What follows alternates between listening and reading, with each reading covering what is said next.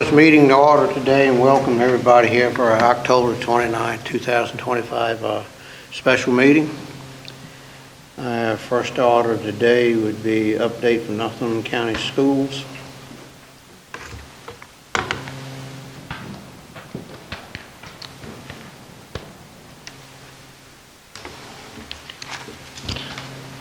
Good morning, good afternoon.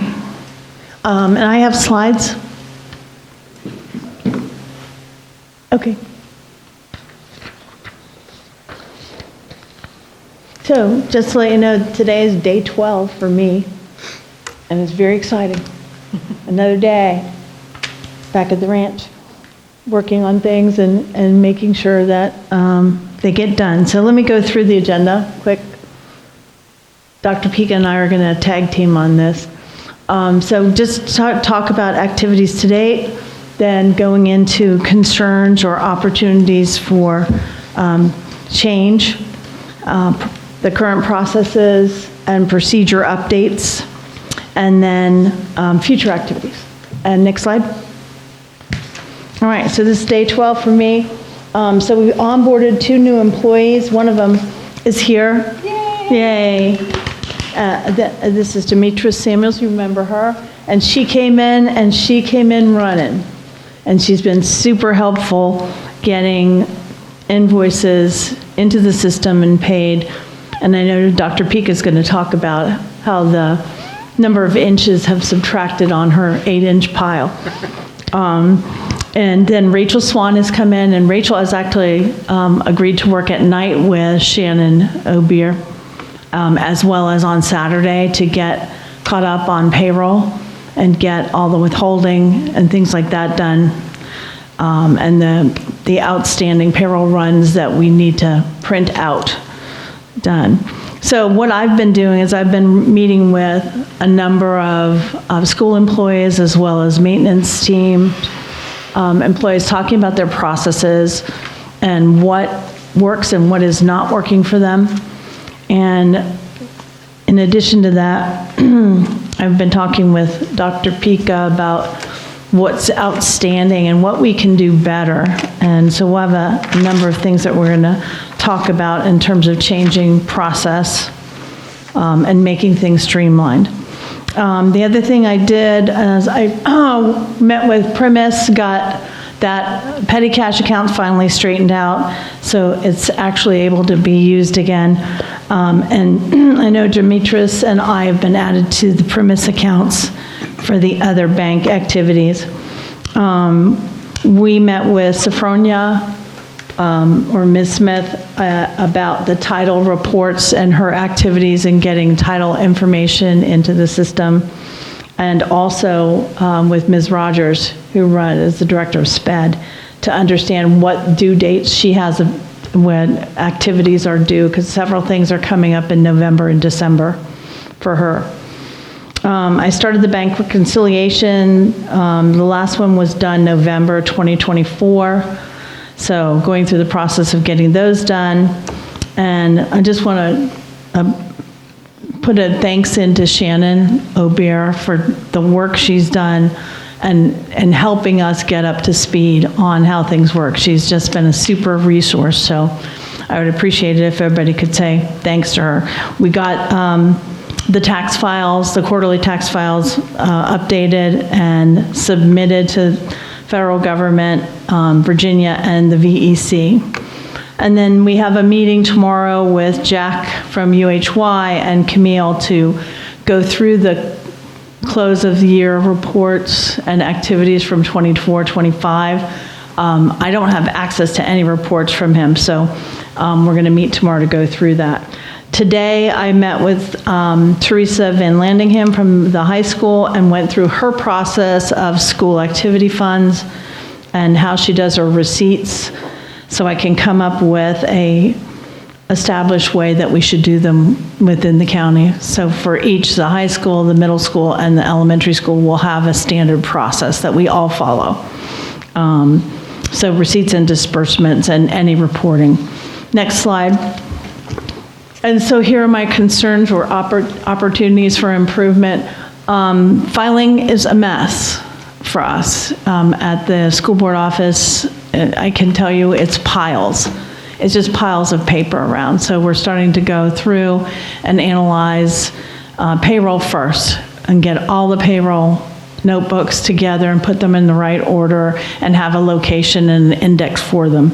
And then the next thing will be on the procurement and payables process, so we can track our POs, you know, and have paper copies of what we've got in the system. And I think that will help with organization. It will make me feel more comfortable if I know things are in order and I can go and look for something. Right now, it's going from drawer to drawer to drawer and hoping for the best. And in the basement, which I'm not that comfortable with the mannequins down there. They're scary when it's dark. The other thing, the procurement process in each organization is different. And we've got to standardize that.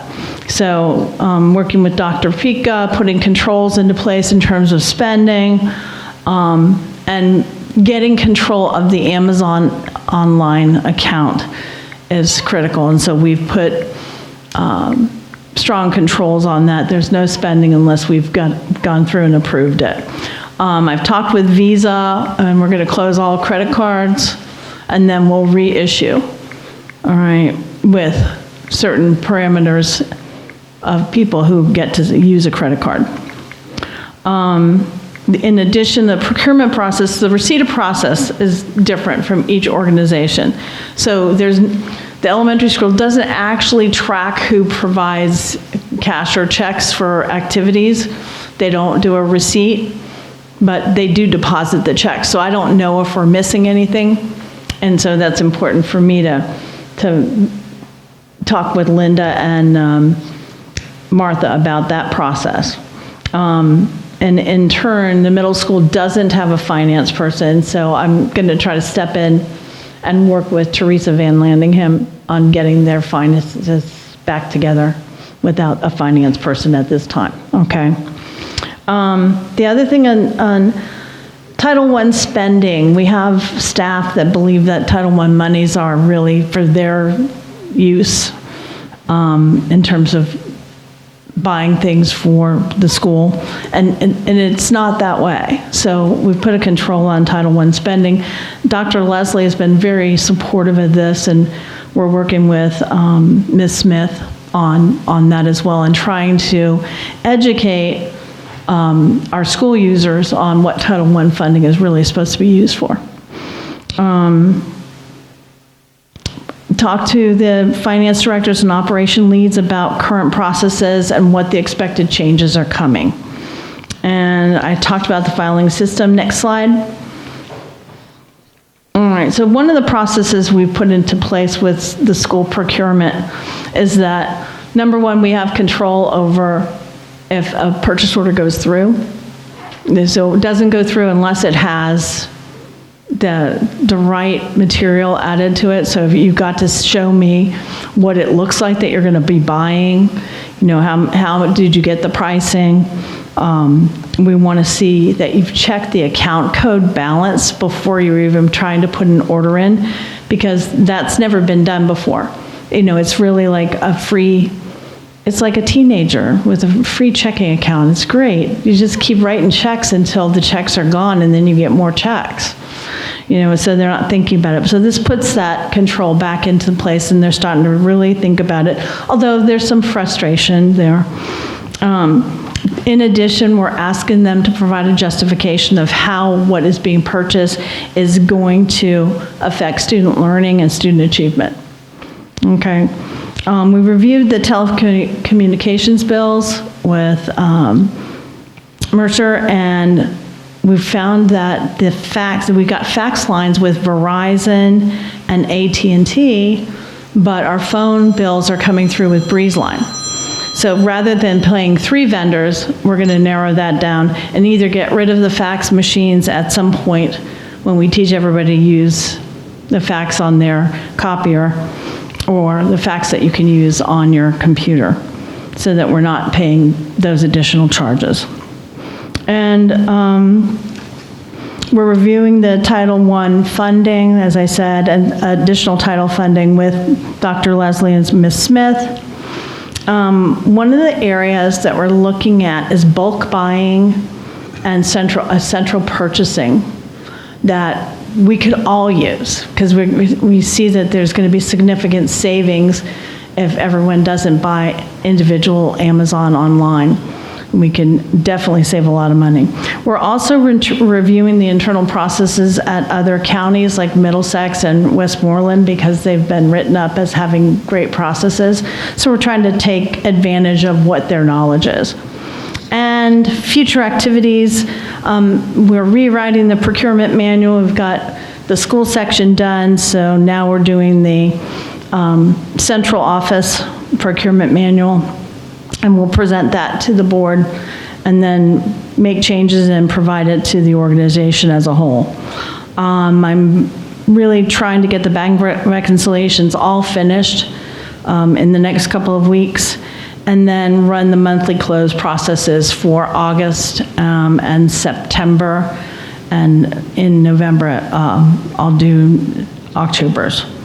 And then I want to establish financial reporting for each school group so they get see what I can see, and that we can realign and reconcile to their school activity funds. And then reestablishing the general ledger filing process. And finally, I need to prepare for the county audit. So I've got the email from Taylor. I've reviewed the audit files that were on the system from last year. The only thing I need is access to RDA, which on the county side I don't have, on the school system I do have. And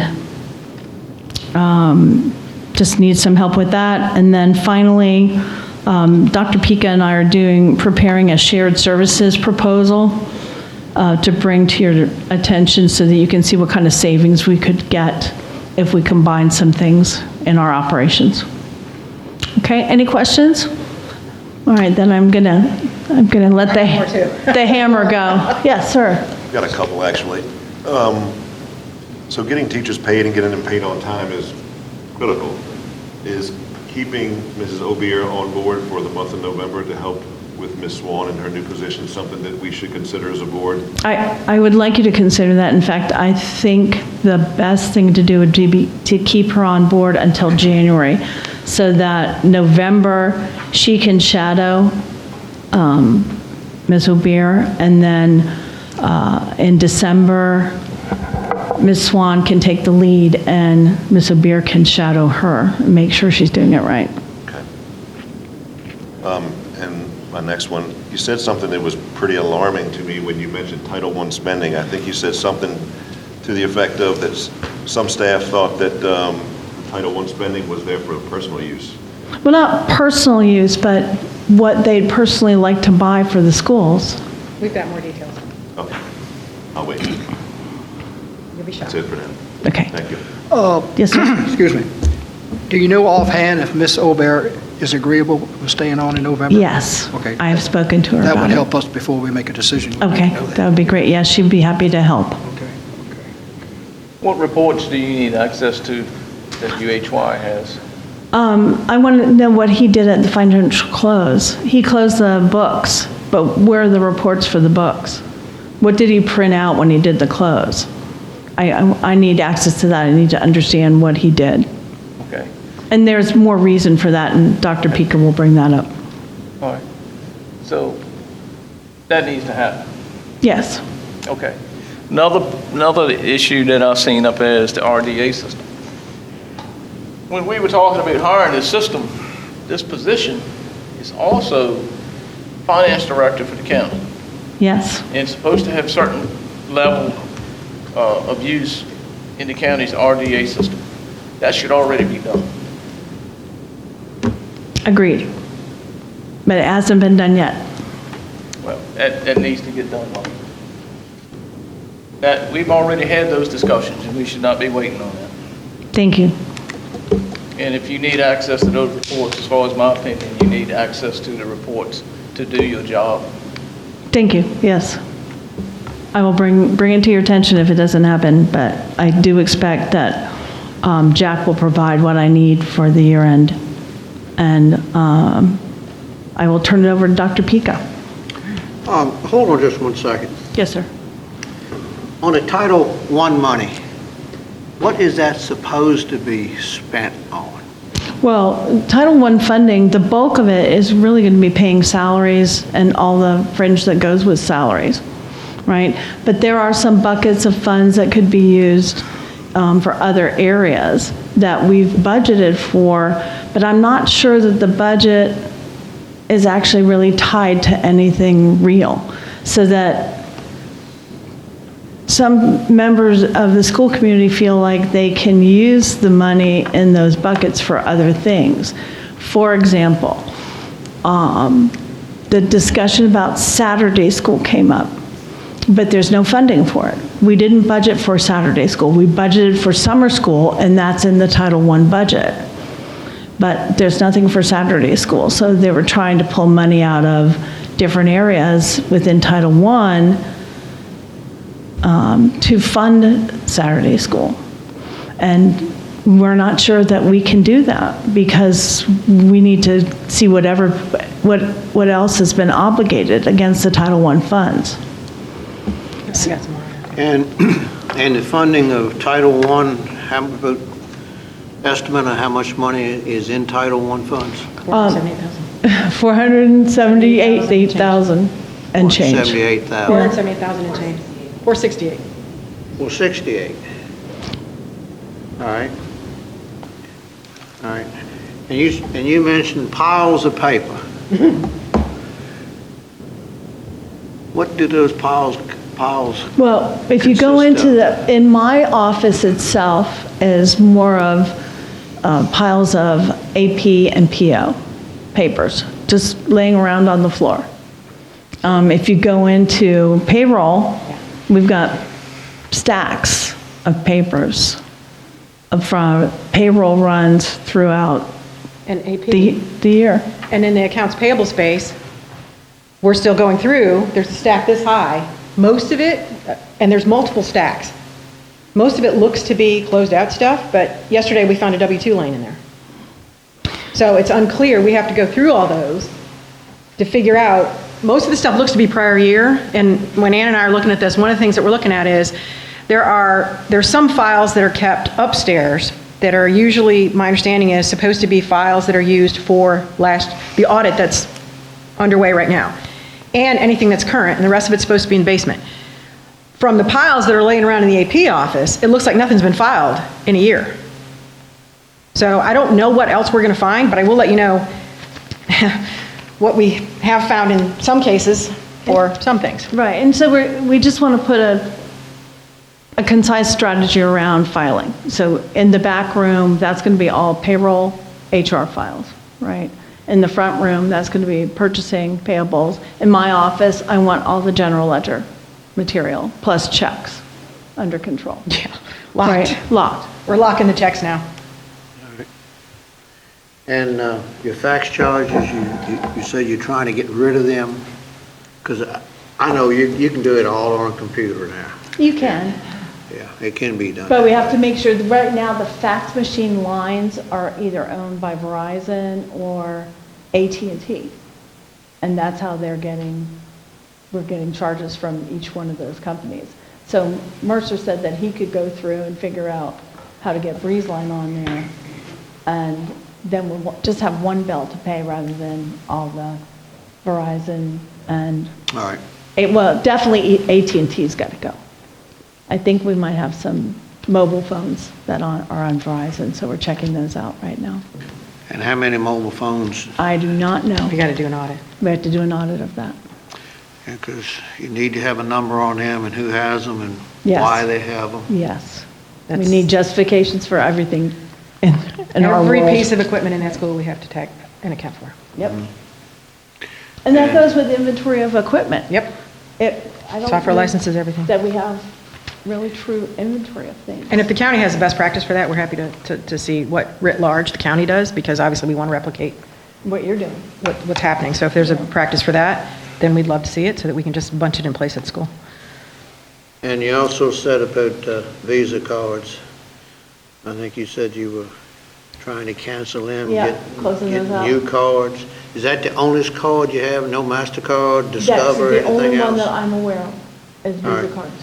But- And I know you want to be very particular about who gets a card and where these cards are kept. Yeah. You don't want that card floating around all the time. No. Just out here and they're open all the time. That's too inviting. It is. I'm not sure it's not inviting if it's locked up. We'll get to that in a second. We're putting some more controls around all of this. Well, once you get the number, you don't have to have the card. Well, I get that, that's why we're canceling them, but the other thing that we're doing, right, the whole point of this purchase order process is to get permission before. We've declined reimbursing for things that have already been paid for on Visa. Declined it, which means the school has to find another way to pay for that. And it's not tax dollars. Yeah, you got to be very, very tight on a credit card. Absolutely. Yeah. Absolutely. And the number of them you have, Yeah, the number's not the problem. yeah, but, yeah. We got to do that. And the other thing is the purchase of candy for students as an incentive, and the only incentive. That should be the teacher's responsibility. Okay, agreed. And then if the teacher wants to pay for the dental bills, I just don't think that it's an appropriate incentive every single time. And we're running some numbers to show what the dollar amounts are. So part of what,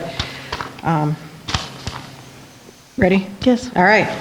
So lots of numbers. I'll try to talk slow, which everyone knows is not my specialty. One, this is a copy of the forensic audit report. We're going through each one of these recommendations to verify what has been done, if that said it was done on here, if it's actually been done. And if it hasn't, what we can do to put controls in place to do it. This is part of our process. It's an everyday process. So using the forensic audit and what we've been finding, it looks like, thanks to Demetrius, we're going to have another, by the end of this week, we should have another 40,000 in back due bills that's out the door, which will bring us to roughly 300,000 in the past, since September 19th, that we've been able to punch out the door. We are, the pile the pile that's on my desk now is down to under an inch of overdue invoices. Yes, I'm very happy to say that. I also pawned off, because we need to look at the energy bill, not just the Dominion bill, but also gas and some other things. We're looking at the energy bill and the phone bills separate, so those are being managed differently. And part of the reason that we're doing that is because for years we have been paying a vendor that no longer exists. It used to be somebody's family name, and the account still exists, and so we've been punching. So we've been paying Noblitz when it's NWP Energy. So we're trying to, part of what we're doing is as we go through the vendor files and these payments, we're finding things that need to be changed in the system. For example, we don't have tax information for all our vendors. That needs to change. We found some W-9s laying around. So another 40K that's going to go out. We're working with the treasurer's office twice a week now. Demetrius and I go over to the treasurer's office, so we're not over there every day, but we go to the treasurer's office twice a week with either checks to pay or deposits to make. We're trying to get in a regular cycle. Once we get through the backlog, we hope it'll be down to once a week, but at least we're able to do that. Working through the invoices and working through the purchase orders, what Ann mentioned is the way we work the purchase orders, and I've done 53 in the past 2 weeks. Each one of those purchase orders, we review what is requested to be bought. We look at what the account line says in the system, what has been obligated to date. We look at what the budget says they're supposed to have, and then we look to see if the account line is correct. So it's not a simple process. It's a simple process. It just takes a little time. But you have to do it for each one, because what we're finding is sometimes the account lines are wrong. Every time I get something in that says this is Title I funding, well, there's nothing being expensed out of that fund because it doesn't exist yet. We have to move the money. You're going to see a request today to move money. You're going to see a lot of those, because what's happening is we're charging account lines that shouldn't be charged. We're going to have to do a complete changeover for some of our account lines to make a match what our state reporting is supposed to be. We're charging all kinds of stuff to codes that are reserved for certain things, and what that means is that when we finally get around to doing the state report, we're going to have exacerbated dollars in those lines. So for example, the line 3100 is reserved per the state for virtual learning support. We got everything that's brother being tagged in there. And I can't back all that stuff out now, but for next year, we can clean it up. So there's also things that were being bought under the capital expense line, 8,000, that are, a cork board is not a capital expense. And thanks to Mary for all her patience with me as I try to figure this out. So we're rejecting those and saying it has to be bought out of the right line. One of the requests you have today is to move money from one line to another line across a category, because we're trying to do a bulk order of paper. And the money needs to be moved to be able to manage that. So there's a lot of cleanup that needs to happen in the chart of accounts. And I know when I met with Ellen Kirby 2 years ago, she said there needed to be a ton of journal entries done, but there was no point in looking back. The schools shouldn't look back, they should just look forward. I gotta tell you, those journal entries weren't made in 23, they weren't made in 24, and they weren't made in 25. So we're making them now. We have processed quite a few journal entries to get that money into the right area. You're even seeing requests, some of the requests I'm asking for, the funding, it's actually for advance appropriation for a particular line, because even if we won't go over the category spending with that purchase, we will not. In our office, we've decided we're not going over a line. If we're gonna have t-shirts that we need to buy, and we've got $194 in that account, and the bill is for $300, we're coming to you to ask for more money for that line item, because once you start getting sloppy at the line item level, it's easy to roll it up and make mistakes at the category level. So we've been very judicious about that. So we worked those POs.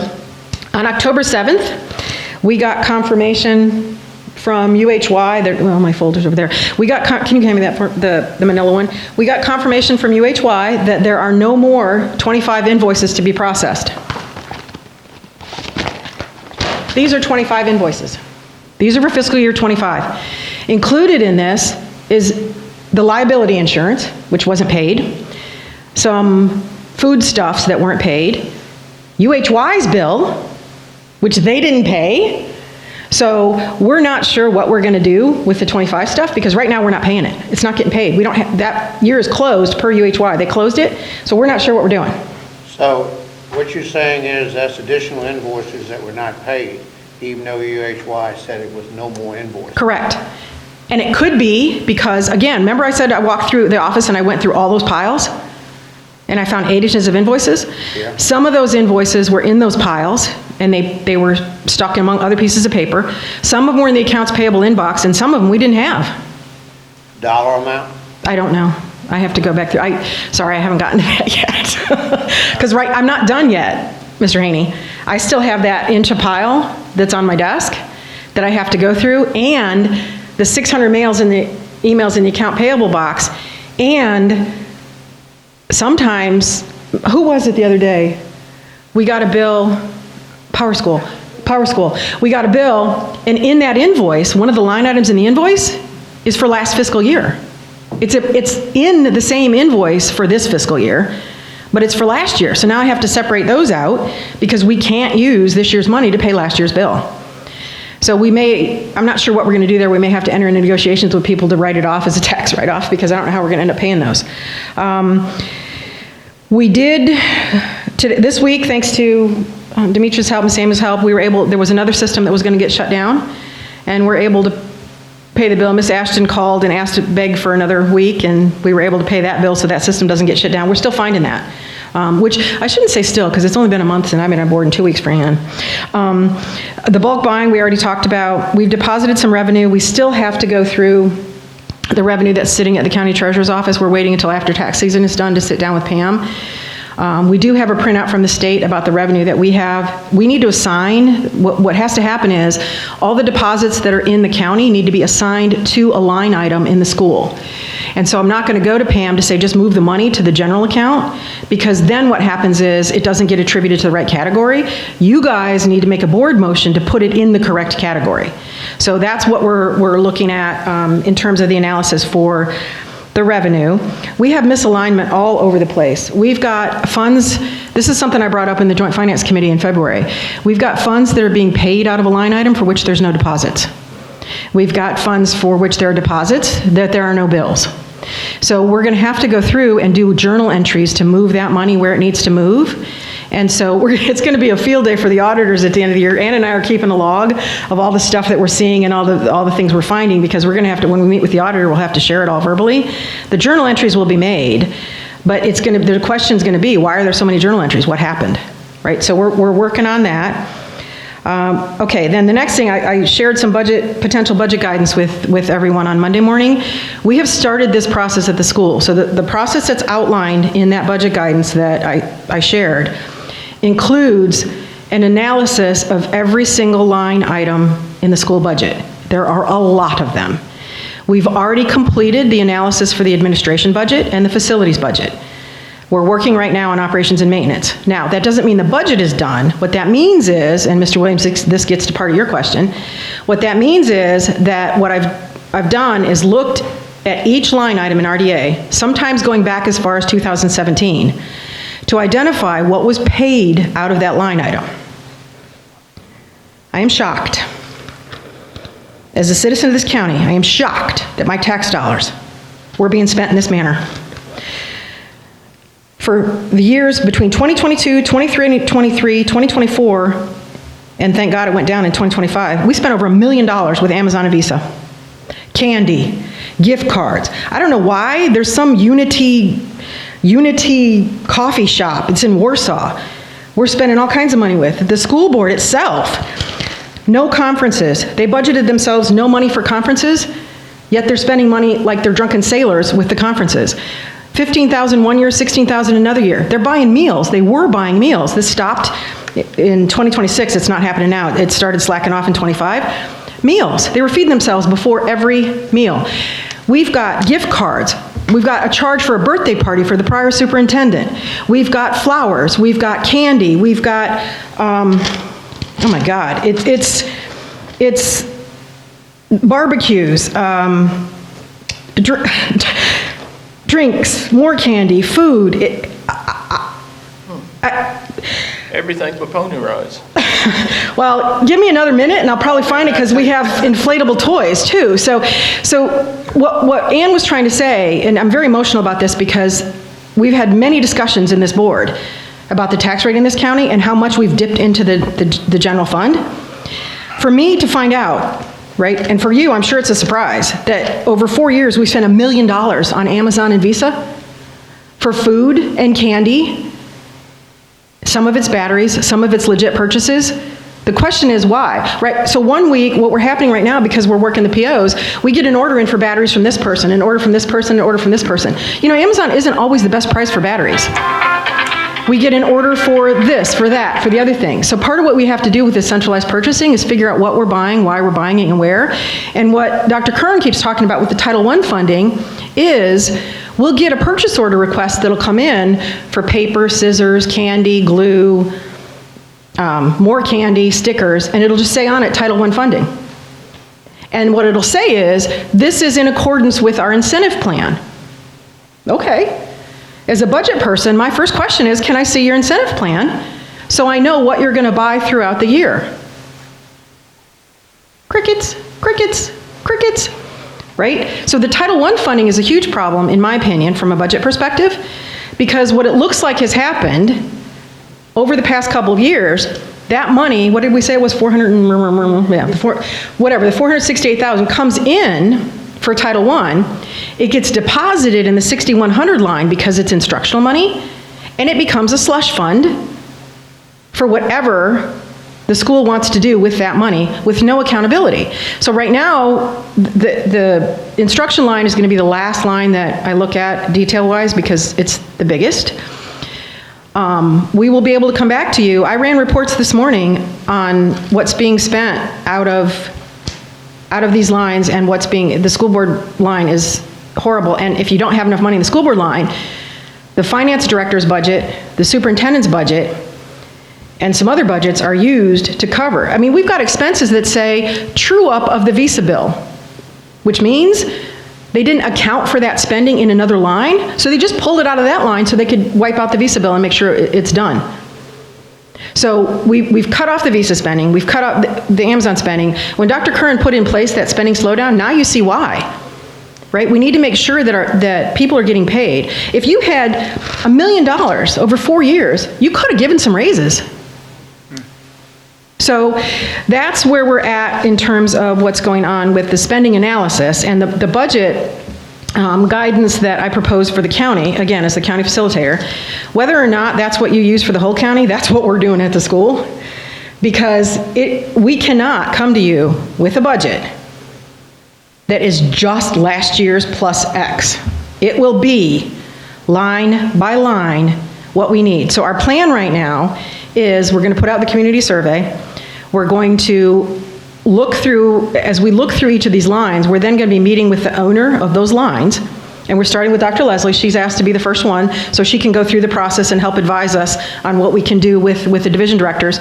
We're going to sit down with her and we're going to say, I don't care what you spent last year.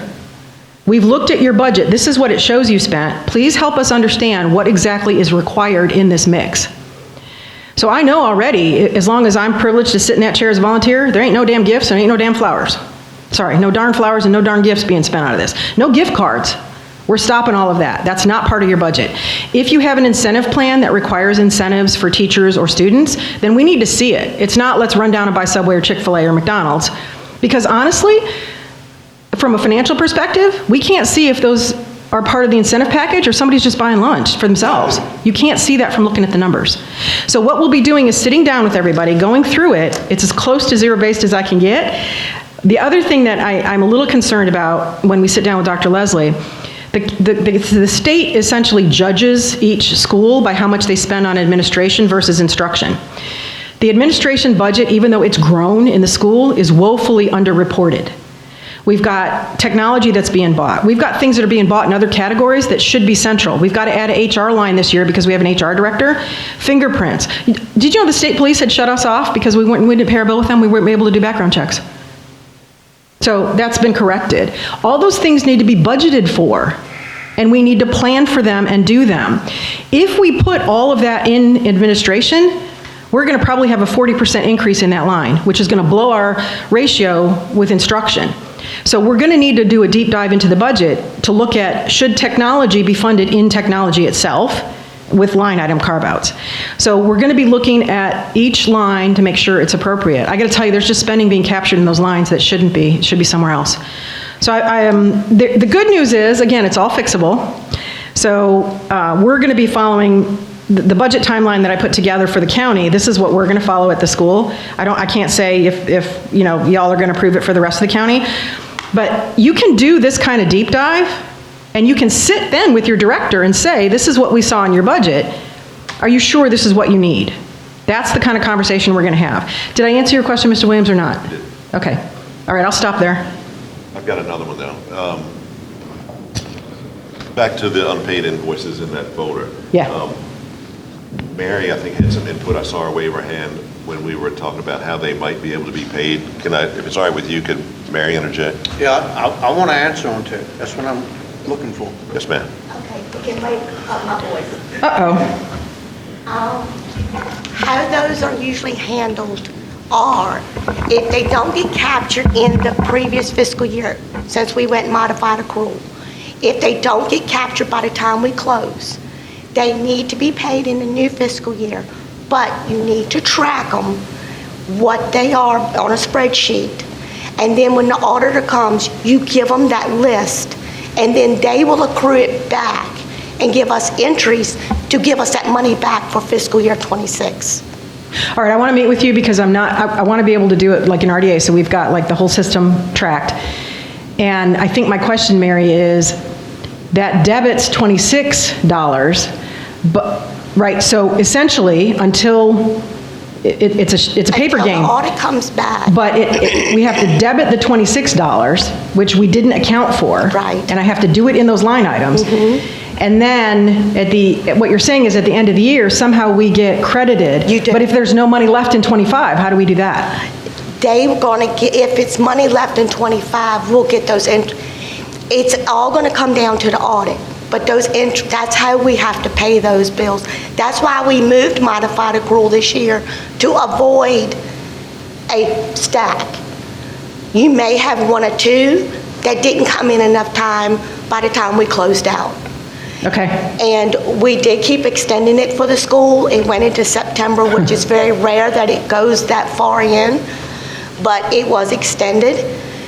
But if it didn't get captured, I have a few that was stragglers that came in that once we closed, I have to keep track of them on a sheet. Then at the end of the year, the auditor, the pre-auditor, will give us entries to put them back, to give us that money to recoup Demetrius, it. you're gonna have, so the worry I have, honestly, the worry that I have with this is the school for years has been super bad. When the reimbursements come in from grants, they get sucked up by this kind of stuff. Right. So at this point, Dr. Leslie's working very hard. It looks like there's a number for grants that we're gonna get reimbursed for prior years that should go back into the county revenue. And again, as Ann and I stand here, we will not be asking you to reapportion that money back to the school because it's money that was already paid out the door. So this is my worry. This doesn't look like it's more than probably, it's under 100, but I need to look again, Mr. Haney, because I don't know we captured them all. So if we end up with, let's say, 300,000 in reimbursement from grants, I'm making that number up, please nobody take that as a valid figure. That means then we only reimburse, the county really only got 200,000 back because we had these overdue bills. Right. And two, the UHY bills, the board actually gave them the school money in May to pay those bills. Yes, I know, but that's not what happened with that money. I know. You see what I mean? That's not what happened with that money. I'm on a detective mission, so, Because I remember doing a. oh, no, there was $40,000 that was given to the school to pay those bills. My question, again, it's a simpleton question. UHY was kind of in charge of the money. UHY knew that money was there. UHY knew they were doing work. Why would you come to us in October and not casting aspersion? Because there's a lot of stuff happening over there. But it's just curious to me as to how UHY knew there was money, knew they had invoices, and didn't pay themselves. But we can ask for that later. But there's other things, like the liability insurance is a problem, right? That's a huge problem. We got to pay this year's liability. I don't know why we didn't pay some of the dairy bills. What I will say, too, is sometimes when I've started looking deeper in this, we may have already paid the bill, and then another bill comes, and we don't know what to do with it, so we pay it again. So part of the reason that I'm also keeping this stack is because I want to make sure they weren't already paid. We found that sometimes. For example, I've got one vendor with whom we do business on the maintenance side that the last invoice we got from them showed us with a $4,900 credit. But we still keep getting invoices coming in to pay. So we put a stop on that until we can find out if that really is a credit, and if it is, then let's just pay it down. So part of what Ann was talking about, Dr. Kern was talking about with these processes that are different, we get POs that don't have invoices on them. I don't know if it's an invoice we've already paid. We found that in multiple instances where we have a PO that's got an invoice attached to it that shows the invoice was already paid. So we have to really look at this, and because we haven't finished going through the final inch of invoices, this stack may get a little bit bigger. For what needs to be paid in '25, and thank you. We will be meeting with you to figure out how to do that. And then I owe you a report about what happened with that $40,000, because I can't tell you. I think there's about 9 or 10 of it left, but I need to find out where it went. Yes, you do. Yes, you do. We need to know exactly where that money went. So that's why I'm there. And I got to say, it gets better a little bit every day. Well, come on, it's down from 8 inches to 1 inch of invoices that are overdue. We still haven't done the state report, but the fact that I'm a little bit more worried. Every day there's something new that we discover that needs to be fixed, and it will get fixed. I don't know that it'll be fixed by June of 2026. I'm here to say right now. So when we put the budget together, it's going to need some time. Mr. Williams, I think you'd asked me this once before. We're going to need some time to work with these processes and work with the new budget, because new controls are going to be going into place in July 1st. The controls we have right now are going to stay in place, but we'll probably relax them a little. We won't have a spending stop, if you will, right? That we're hoping once we're able to run the accounts and find out what our current status of funds is, we probably can release that a little bit. But there's no way these people are going back to having to be able to spend everything they want. And every single Amazon purchase is reviewed. And we've declined them. We've declined Visa charges, and we've declined Amazon. Karen, does any of the Amazon bills get paid by credit card? Yep. Matter of fact, it's Amazon credit, but sometimes it's Visa too.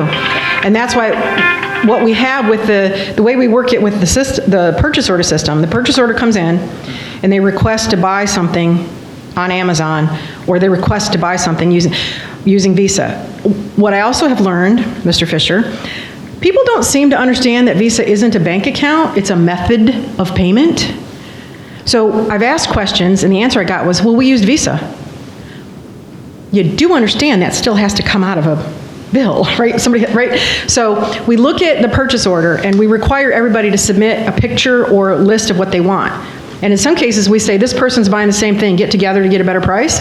And in other places, we say no. So now, our name's on the Amazon account. If we get a ping that says you've got an Amazon order, if there's no PO attached to it, I don't even look at it. Good, Don't even look at it. good. And you're going to hear some complaints. I firmly believe that you will start getting some complaints if you haven't already. We're not supporting veterans, we're not supporting the students, we're not supporting the teachers. All we're asking is for accountability for these dollars which belong to every taxpaying citizen in this county. And that's not too much to ask. Stick to your guns. We're done. Approps, so I think, oh yeah, that's the next item on the agenda, is the movement. I'm looking for some money to come from third quarter into second. So there's $55,690. We need to pay the governor's school. And I asked them if they wanted 2 or 3 or 4 payments a year or one, and their preference is one. So based on the quarterly appropriations, we do not have enough money right now to pay the governor's school. So I'd like to ask for money for the governor's school, and then there's also some t-shirts that the school wants to buy for DARE that I need $194 added to that account line. So we need money moved from the third quarter into the second quarter to the tune of $55,690, please. 55 what? $55,690. All right, what's the pleasure of the board? I make that my motion. Second. I got a motion and a second. Any other discussion? If not, all those in favor say aye. Aye. And the second request is transferring money out of the instruction line into 6,200 facilities, right? Yeah. Because our facilities manager is going to do a bulk buy, 5 pallets of paper, which they did in February. The money should not be coming out of the instruction category for district-wide supplies. It should be in the appropriate line for district-wide. This is a movement between categories, which per the state code requires your approval. So we're not adding money.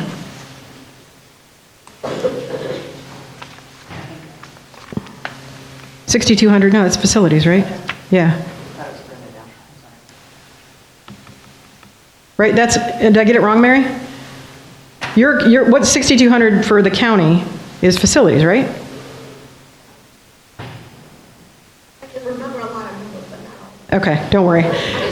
So, 6,200 is admin and health.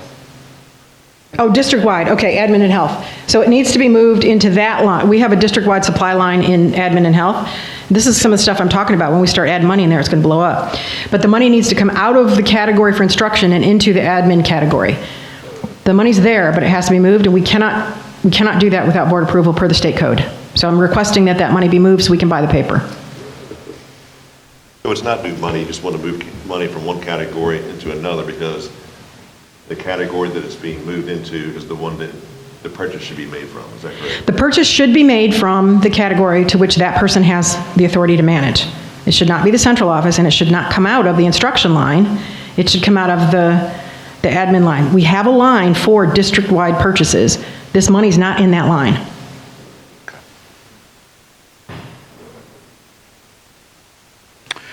All right, what's the pleasure of the board? Make a motion that we allow them to move that money, 6,200. All right, we've got a motion and a second. Any other discussion? 7,800, sorry, it's $7,800. 7,800. All right. All right, all those in favor say aye. Aye. All right, so next year, you're going to have a cleaner accounts, and then what we're also going to be doing for the quarterly apportionments is we're going to be probably bumping up what needs to be done in the first quarter so we can pay all those contracts. So I'm going to keep coming to you with these probably every time you meet, because every time we go through this, we find more that wasn't being purchased out of the correct code, and we need to get it in the right code. So thank you. All right, before you go, do you think you're going to be able to stay within your budget, or are you going to be over your budget this year? off the top of your head right now, that's all I'm asking. Stay within. Stay with And me. as I stand here today, the reason that I'm saying that, I could get overruled. If we start getting close to the line, I won't authorize any more spending. I'll have to discuss with Dr. Curran. No, we'll stop. So the plan right now is, we're monitoring the expenses. As you've seen, we're monitoring them closely. As we start getting closer to the end of the year, particularly with this invoice stuff, at the end of the third quarter, we'll probably do another spending slowdown so that we can catch up on invoices coming in and keep stuff moving. We need to get a handle on all these grant reimbursements, which Dr. Leslie's doing with Mrs. Smith, and we need to control that Title I spending. The drunken sailor time is over, and that includes for the school board. Right? There's no more lunch at every opportunity, no more gift cards, no more birthday cards, no more none of that. So, Yeah, all that needs to be cut out. so far this year, I gotta tell you, the Visa bill so far this year is $727. Now, the Visa still is in the pack of invoices that hasn't been paid, but there's more funds, I think. There's a school activity fund, which is authorized for the schools to use for a lot of things like incentives and, support. I think some of these charges are gonna start coming out of there. So I cannot guarantee with 100% certainty that there will be completely, everything within it. But Dr. Kern and I are both committed that if we start getting close, we're just not gonna spend anymore. And with the things that are being spent, like salaries are gonna be fine. We're gonna make sure there's money for salaries, for benefits, et cetera. I don't know that we'll need all this candy. Yeah, well, you got to learn to spend within your budget. The county needs to learn to spend within its budget, sir. The county writ large needs to watch every penny, not just out of the school accounts, but the other ones. So I know that Mary's got probably a much better handle than we do at the school. So from the idea that, we're brand new, and with Dr. Leslie's support, they've cut down the spending in there. You could have gotten, the school board and you guys could have gotten this information anytime somebody requested. I can't say why that hadn't been happening, but this level of detail is not, it's in the system. I'm not doing anything ingenious to come up with it. So as a taxpayer in this county and somebody who's working pro bono, yeah, everything needs to be watched. Well, see, that was the problem. We asked for information and we never get it. I don't think you've had that problem with us. No, and I'm glad to see that. Because, just like you said, I asked a number of times, never received any of it. And then you'd ask for the same information over and over and never receive it. Well, there's a change in leadership, I can tell you that. There's, how can I say it? There's some healthy tension and some healthy conversations that are happening. And again, I'm not planning on going anywhere, so as long as I'm privileged to serve here, I know Dr. Curran is the permanent staff, but as long as she's willing to accept my help, I'm happy to be here and I'm happy to give you this level of detail every time. And I just want to say that it's a different group in the school board office. We're a team. We collaborate on everything. We talk about everything. And we're not hiding things. I felt like the prior regime was into hiding things. We keep everything open and talk about it. And I think that makes a big difference. And I think Dr. Leslie has really brought trying to educate her own employees in the schools about spending. But I think, Dr. Pika and I come in as the big stick because we can cut them off. So that's what's happening now. We're cutting them off and they're feeling the pain, so they're learning the lesson. But I know Dr. Leslie and Miss Ashton have been driving that message home about spending. So we're getting there and we're a team. Yeah, well, that's good, but like I always said, and like this board has said, spending has to stop. It has to stop. It has to stop. Mm-hmm. We can't keep this up. And Exactly. It's always been falling on deaf ears. And you know what? As long as Dr. Pika and I are here, it's not going to be deaf ears. We hear you. And we stopped it. That's why we have a spending slowdown. That wasn't always hugely popular, but you got to do that sometimes. Yeah, well, now what's gonna happen when the school board comes in and tells you that they want to spend X amount of dollars? I don't work for the school board. I know, you don't work for the school board. but they're Right. gonna come The in, county controls the funding. We're gonna spend it. So would you like to be at that meeting? Oh, yes, I would. Because guess who controls the school board visa and the school board checking account and the school board, everything? The county. Per the MOU, the county is in complete control of those finances. But That's what we asked That's for. gonna be the problem that we're That's what gonna we run asked for. into, and it's coming very soon. Oh, it won't be a problem. But that's a good point, because we do have to make sure that MOU gets renewed for another year. But I don't wanna see the spending. I want this cut off. I don't see it as a problem because the only two people that can authorize the spending are us, and we work for the county. Well, that's true. So last time I checked, the school board can ask. We're going to be briefing them on everything we found. We're also going to be briefing them on the budget process that we're going to be looking at. We're going to meet with the school board clerk, just like always. We know exactly how much money they should have for travel. We know exactly how much money they should have for other things. So that'll be, and by the way, it's a budget discussion, so it will be an open meeting. All right, thank you.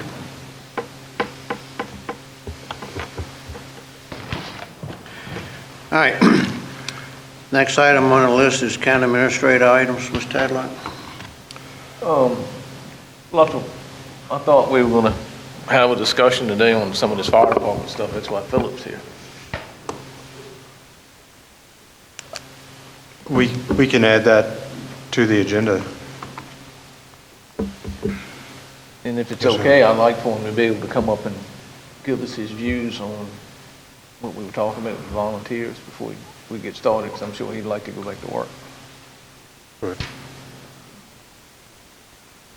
All right. Philip, come on up, please.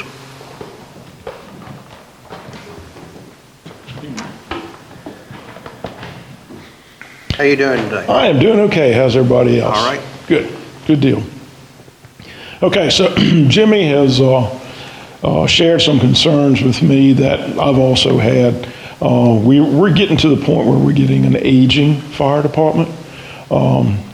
We need some help, and the state is not willing or won't give us help. Recruitment, retention, and training are the three big items that we have. We are staying above water right now with our expenses, truck replacements and that kind of stuff. But I did a quick survey. We had a meeting Monday night. Did a quick survey amongst our members just to get the ages. Some of them were a little hesitant to spread it to me and everything, but we've got 40 members on the roll. I had 20 at the meeting the other night, which is a pretty good deal. The average age of our firefighters there came out to be 48 years old. It is a young man's game to fight fire.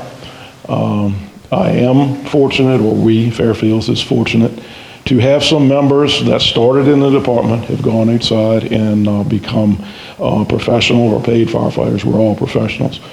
Paid firefighters outside of the county who still reside in the county and come back and have helped us. There's a difference between getting paid for it and being volunteers. If you're getting paid for it, it's a job. If you're volunteers, you're doing it because you have a passion and you love it. Like I say, we are very fortunate, and Jimmy has some too in Callio, that are paid firefighters outside of the county, and they come back and help. The state, the training that they require for firefighter one takes over 150 hours. That's usually done nights and weekends. And like I say, the state is not, and when I say state, I'm talking about the Virginia Department of Fire Programs. They are not very sympathetic to us in that form.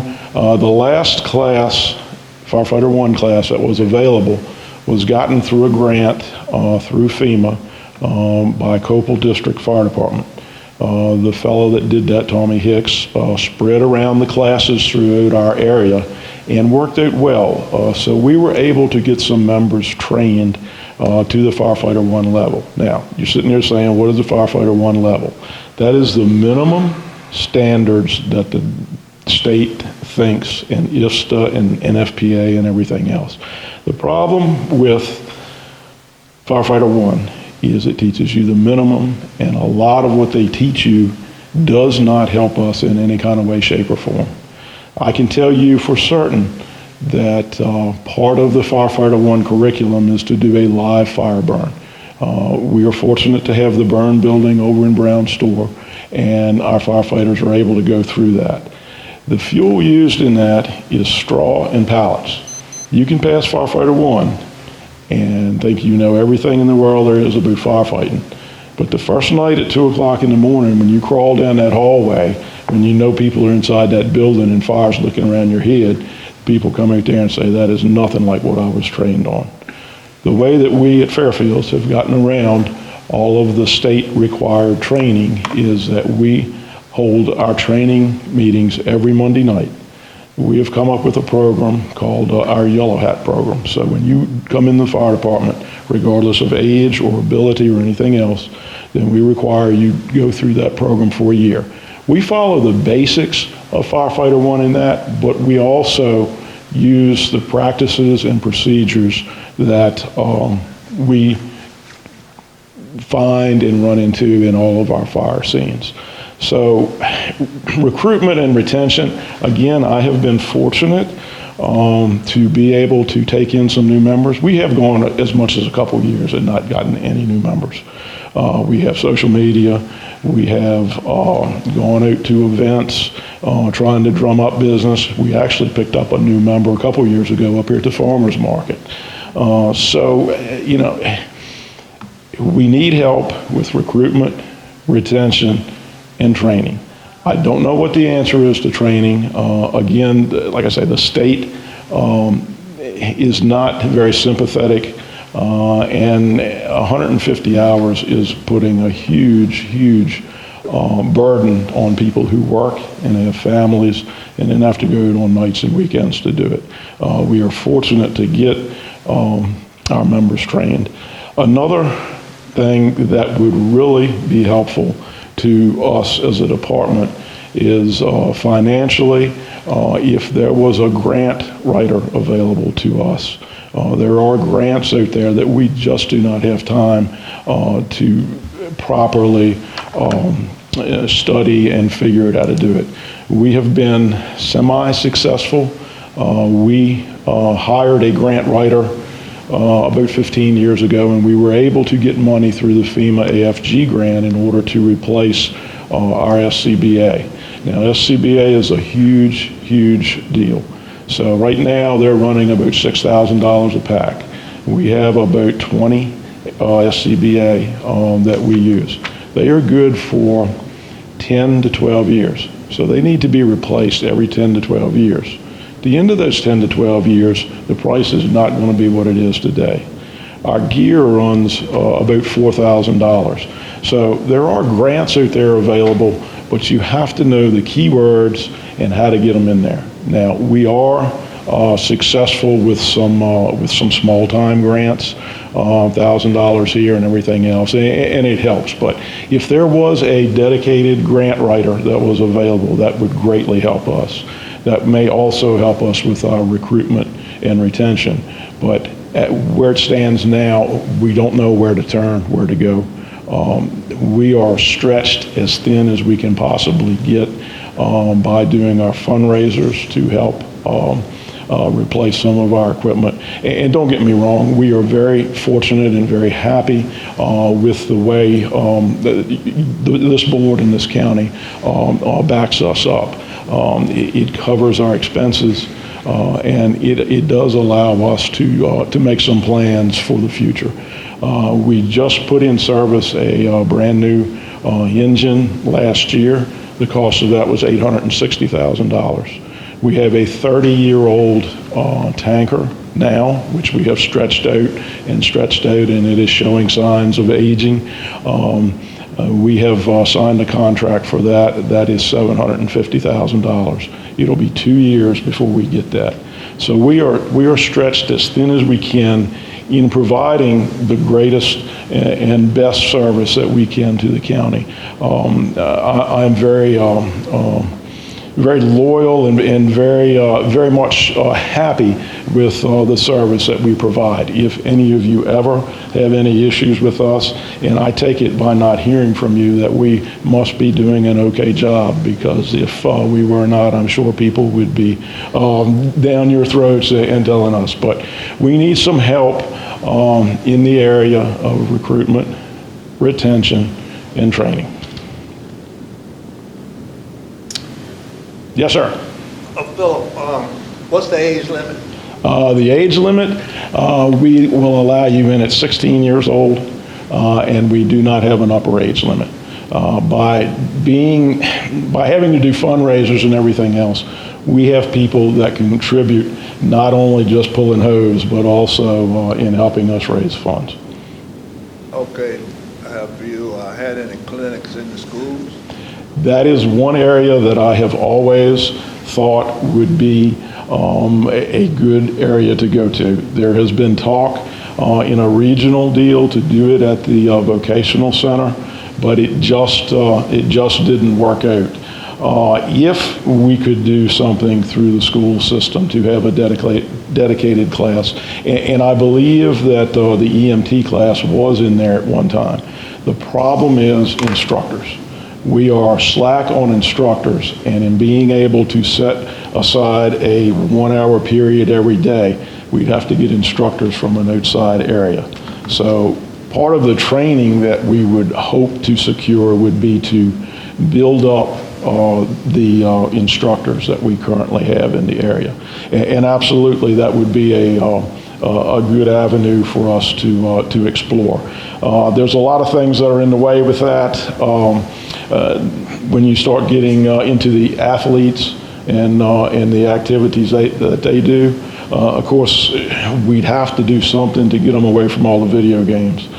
This is a real life video game that we play when we're fighting fire. But we have had some minor success with some students from the high school.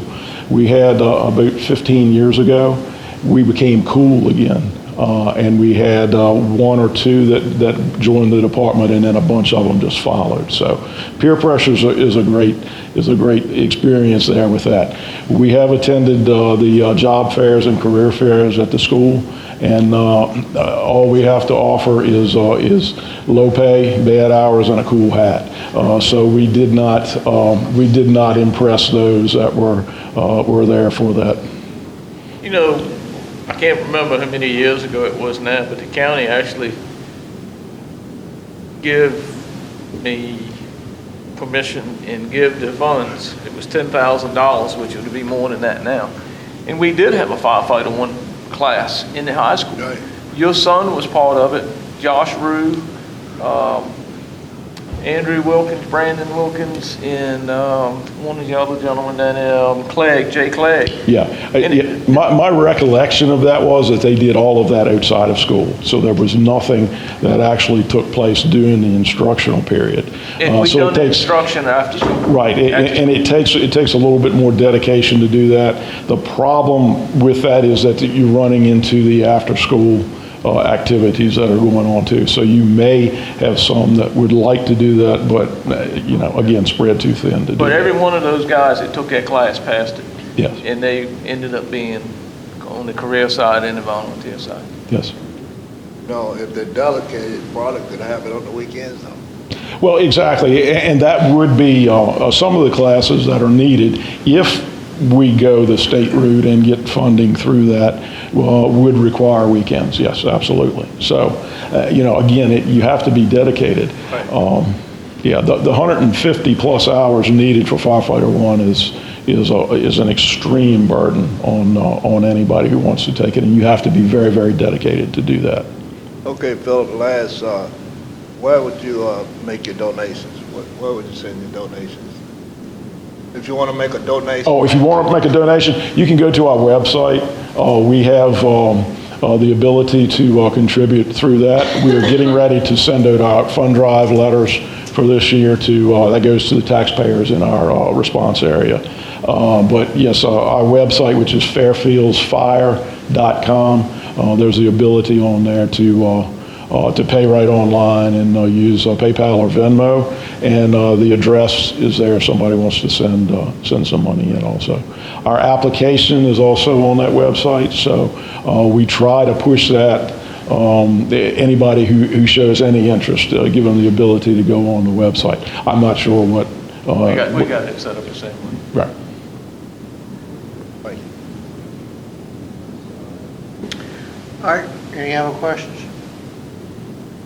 It's a SAFER grant through FEMA. And I can't remember if it's open now or not. Tappahannock Essex Fire Department got one a few years ago. It was $460-some thousand they got for recruitment and retention. I would like to see the county look into that for both fire departments and apply for the grant.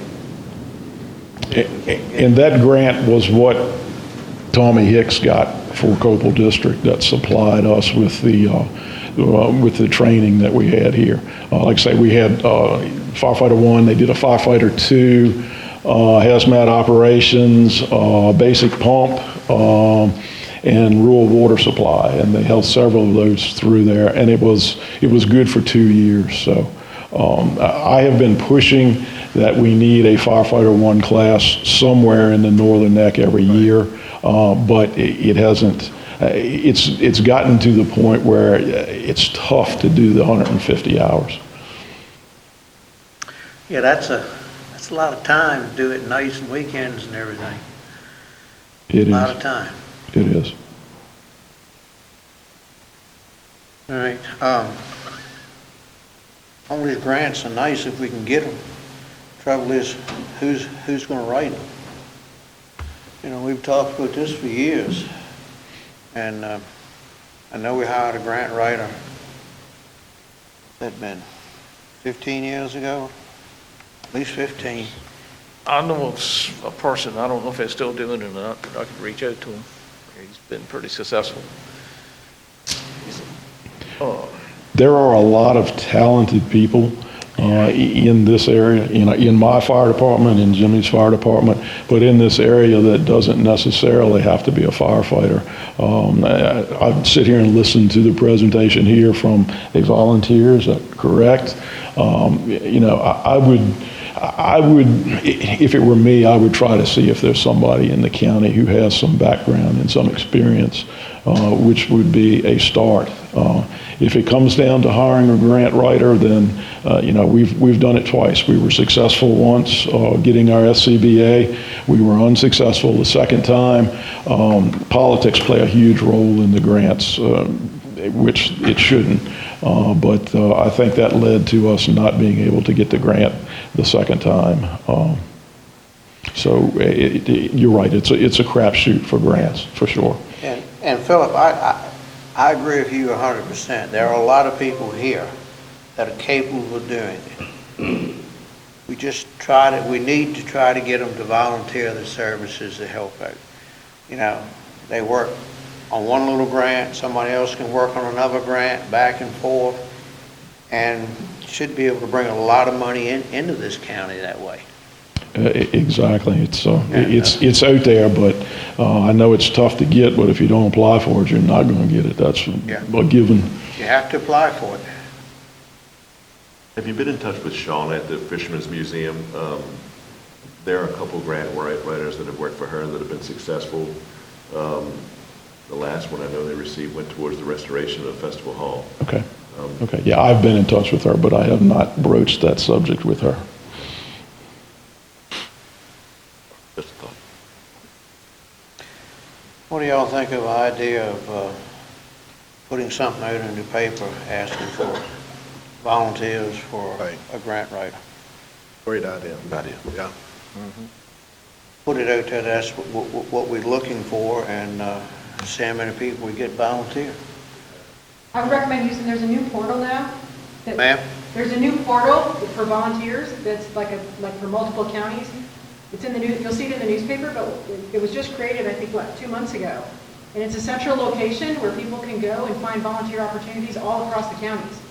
I would recommend, in addition to the newspaper, putting it there, because it'll All right. attract people from other counties. Yes, I think that's the river counties, Yes. is what that is, yes. All right. Yeah, I think that'd be a good idea. That's what we need to do, and that's, because I know it's a lot of people here would be more than willing to volunteer. They just need to be asked. So I think They had an organization meeting last Monday or Tuesday, I'm not sure which, on that. We had some people from our Lions Club participate in it, and it's just getting started, but it's a countywide, many counties in the northern neck, and it sounds like it's going to be a good thing for a lot of different organizations. So, if we can get you some information on that, if you need it, as to who, where, when, and how. All right, that's the, All right, well, let's go ahead and see if we can't get that done. Appreciate your time. In the meantime, if you find anybody who has any interest in firefighting, send them our way. Send them to our website, please. And I like to push, like I said, it's a young man's game crawling down the hallway. I can't do it anymore. But I've got a good group that does. I just need to aim them. You can't steer them. You got to just aim them and let them go. But there are plenty of jobs out there in the firefighting world if people, and we've had some success with some retirees that have moved to the area to help us out with the fund drives and with the fundraising. So you asked about the age, Mr. Long, 16 to 80. Bring them on. We'll take them. So the application is there. It's very simple to fill out, and we'd be more than happy to welcome them. Thank you, Philip. Very good. Thank you. Thank you, Phil. Yes. All right.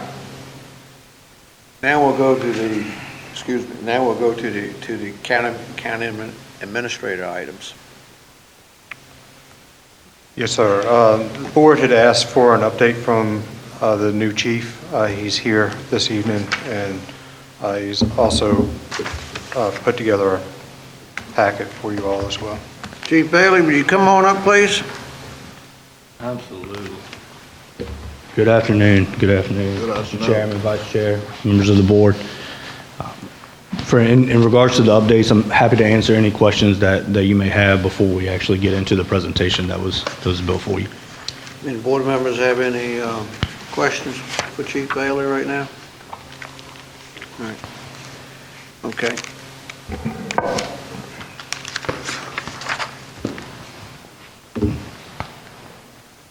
Carl, you have a copy of the presentation, sir?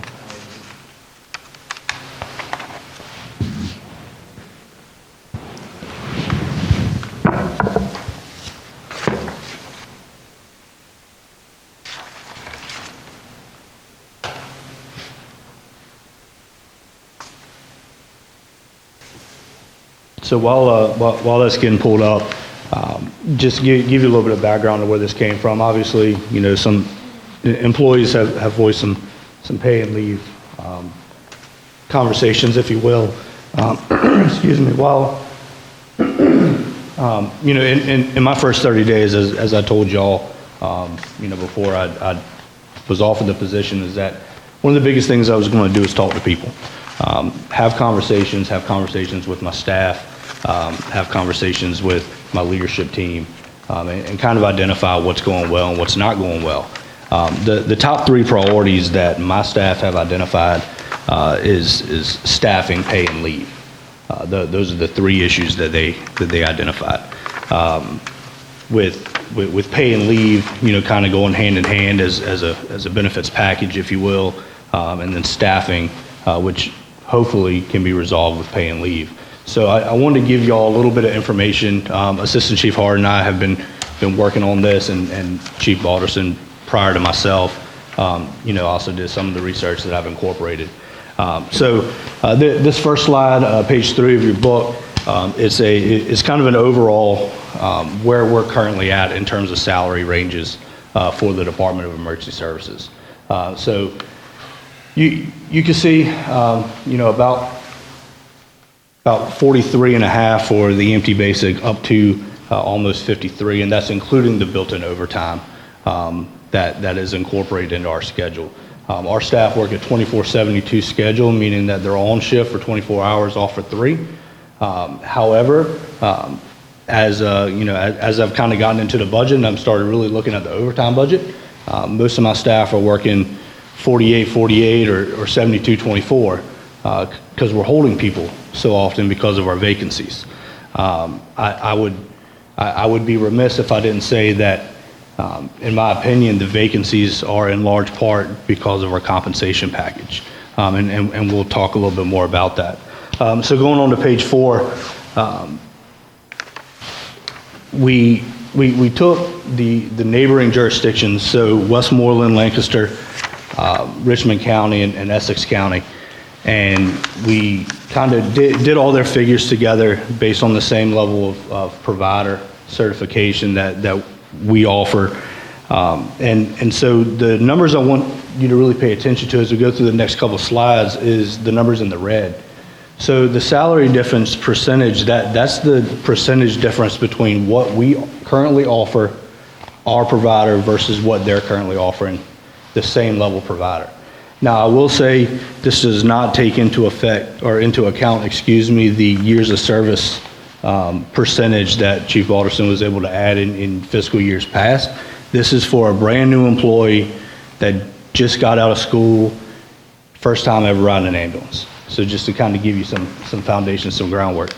So that's Westmoreland County's, comparison.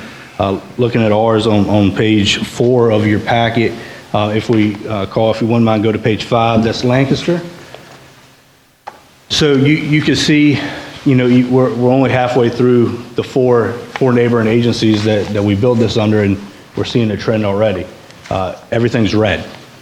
So if we go to page 6 is Richmond County. Just full disclosure, anything highlighted in yellow is stuff that I calculated. I didn't get it directly from the agency, so if some of those numbers are off, I did it based on my best knowledge. Same issue with Richmond County, when we're looking at pay comparison.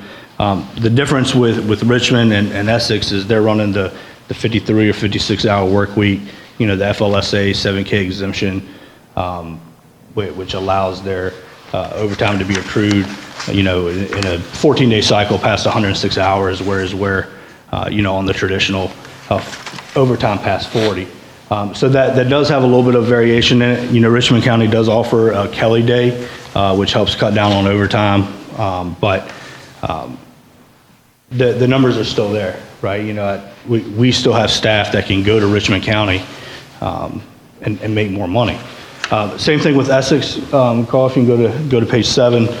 And we're seeing kind of a widening gap, or a gap getting wider, if you will, kind of throughout as we look at the different agencies. So as we kind of wrap up with the comparison part of it, one thing that I wanted to kind of press on a point is my staff are woefully underpaid. They do a good job. They show up. We're holding them for mandatory overtime dang near every day.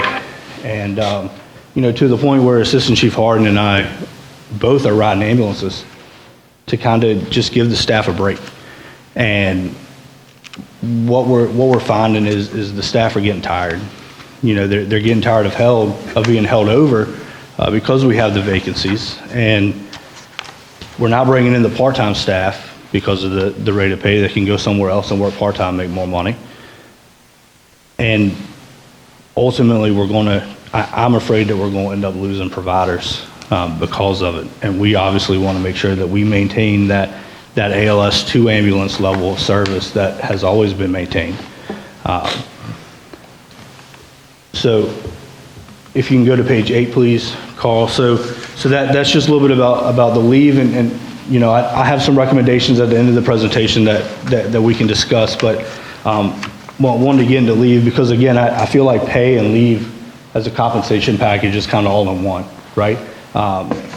So going on to page 9, you can see our current, based on our county policy, our current leave accrual rates, if you will.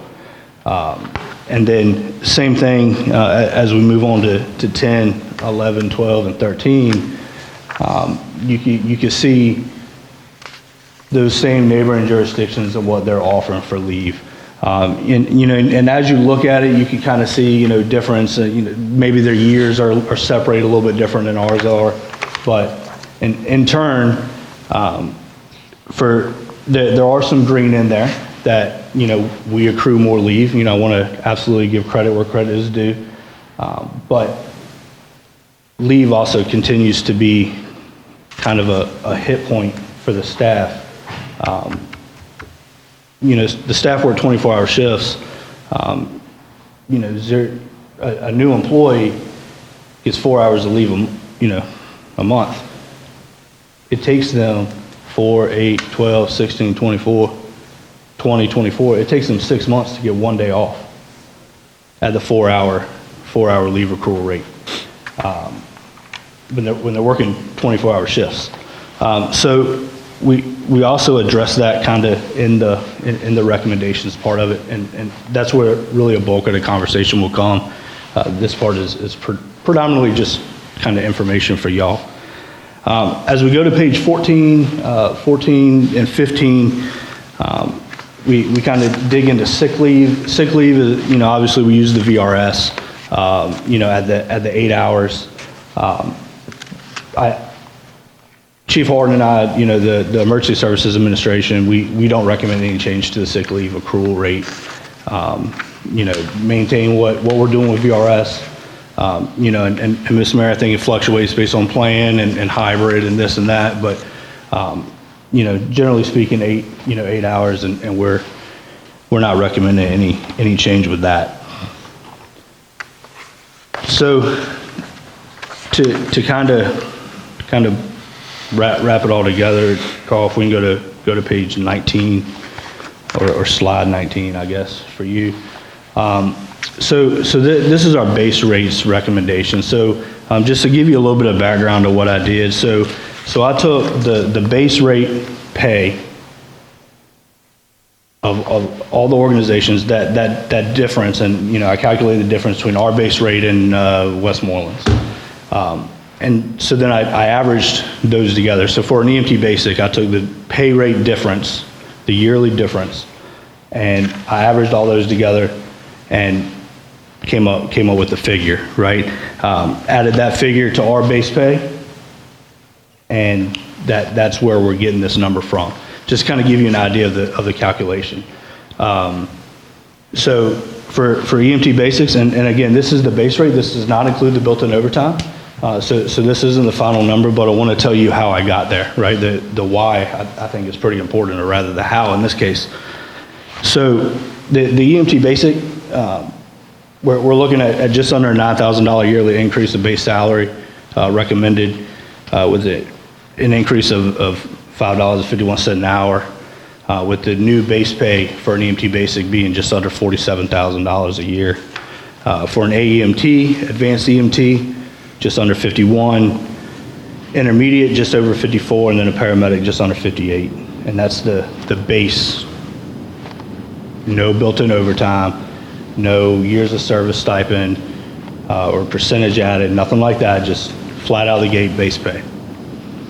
I think it's important to note we have the lowest starting EMS salary in the Northern Net region. And the volunteer fire departments are seeing it for volunteers. We're seeing it paid, to pay somebody. Recruitment's difficult, especially ALS providers.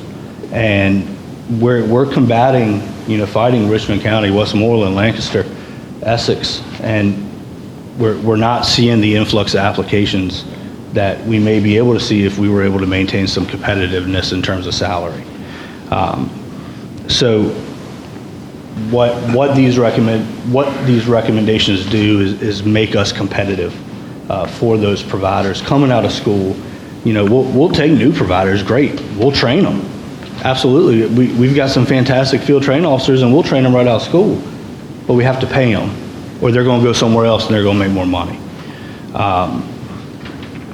In absolute transparency, I will say that, this does not take into account any change to the shift lead stipend or any potential reclass of them to lieutenant, and it also doesn't take into Chief Harding and I's salary or any adjustments there to avoid compression.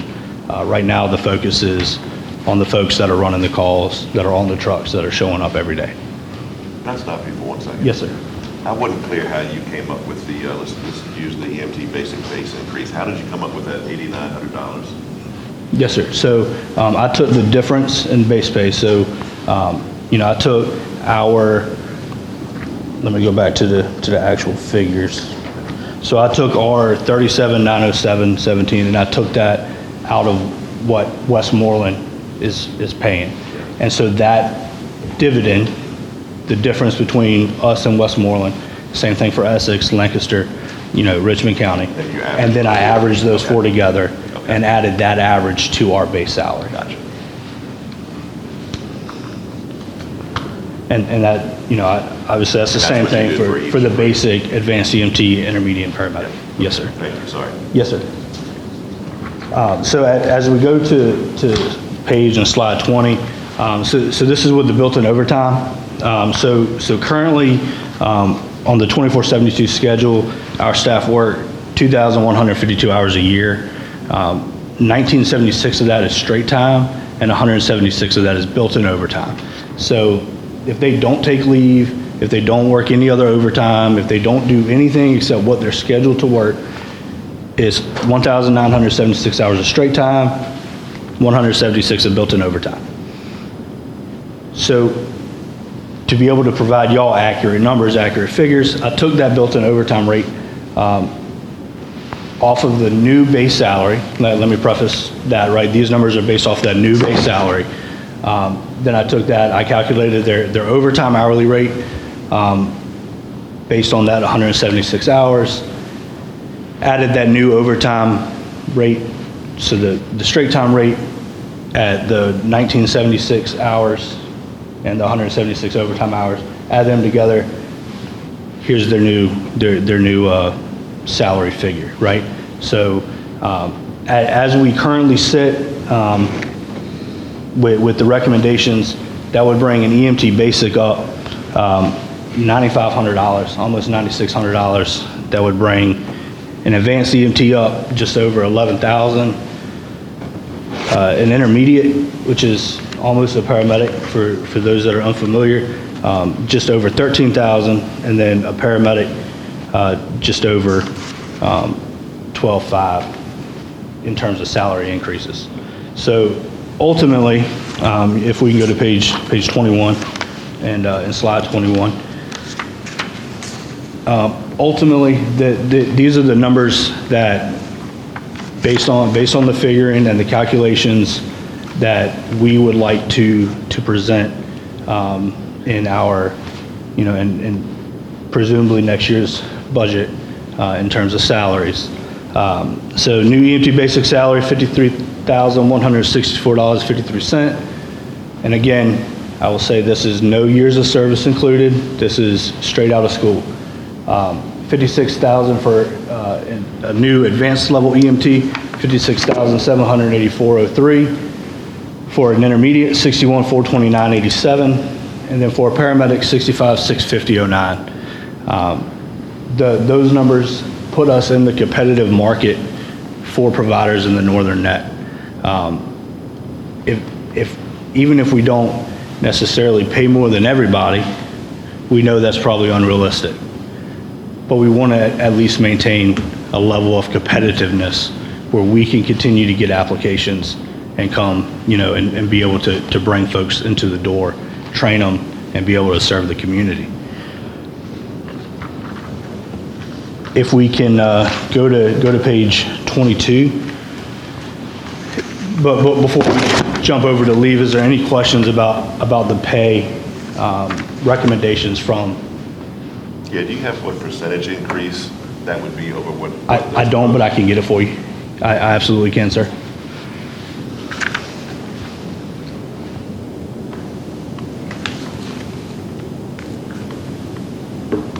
versus where they're currently at? Yes. Okay. Yes, sir. Any other questions about pay recommendations before I move on to leave? Any other questions, John? All right. Okay. So now going on to annual or vacation leave. And this is something that Chief Alderson was working on prior to me taking the helm with emergency services. So I think Assistant Chief Hardin's online, or maybe if there's some questions that I may not be able to answer, he may be able to. But we talked about it 4 hours per month. We're looking at this for emergency services field providers only. This doesn't take into account Ethan and myself. We're comfortable maintaining that, the same level that the county administration does, but we're trying to get our folks in the field a little bit more time off. By adjusting this, it puts us kind of fair to middle in, if you will, with what other jurisdictions, in the area are doing. And really the leave, it's one small step towards that total compensation package that's hopefully going to help us maintain that competitiveness throughout the Northern Net region. And again, just to reemphasize, myself and Chief Hardin, we're maintaining where we're at. This is for the field staff. So just kind of looking at the table, so 0 to 2 years, 8 hours a month with a carryover allotment rather, excuse me. So the carryover, be able to carry over 96 hours and up from there based on your years of service within Northumberland County. So 3 to 5 is 12 hours a month, 6 to 12, 6 to 10, 11, 15, so forth, and be able to carry that leave over if you don't use it. I'm happy to answer any questions that I know the answers to regarding the leave recommendations. Again, I believe Chief Hardin's online and he may be able to answer some if I don't have the answers. All right, board members, you have any questions?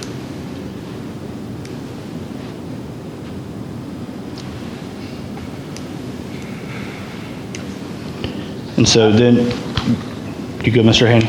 I don't have anything right this minute, but I got to sit down and go through this. Absolutely, more, absolutely, so sir. I'm Yes, sir. Come up with something then. Please. And this, just to kind of wrap it up, just to kind of put on paper as you move to the last page of the document, is just a sick leave recommendation. Again, we're not recommending any change to the current sick leave accrual rate and or carryover. So sick leave would stay where it is. I know I threw a lot at you, and I'm trying to be wise of your time. I just want to reemphasize,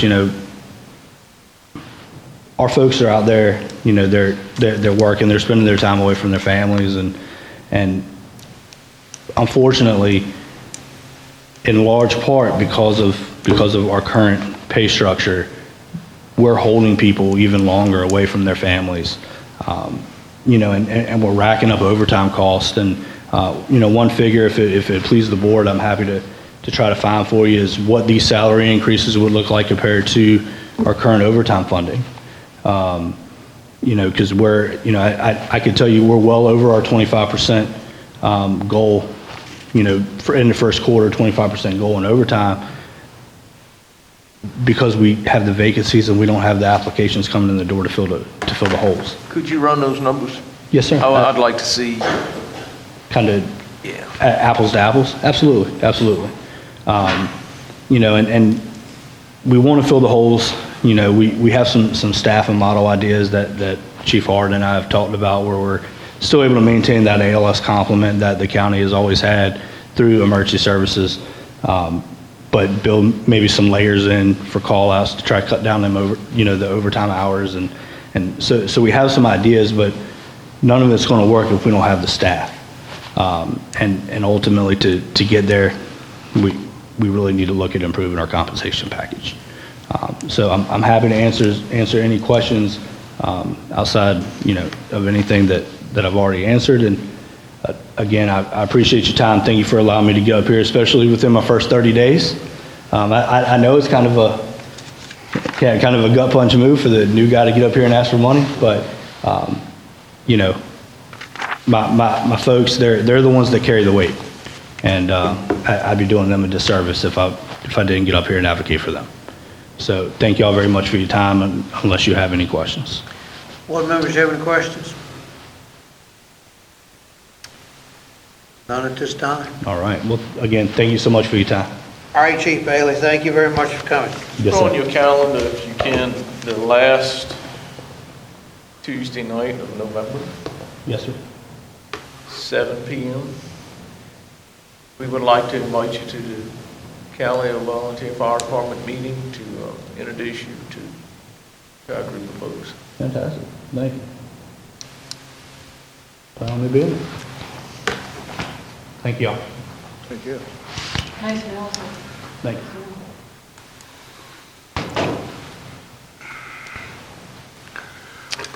All right, Mr. Tadlock, whenever you're ready. All right, the next item, kind of in line with that, the board had asked about the hazard duty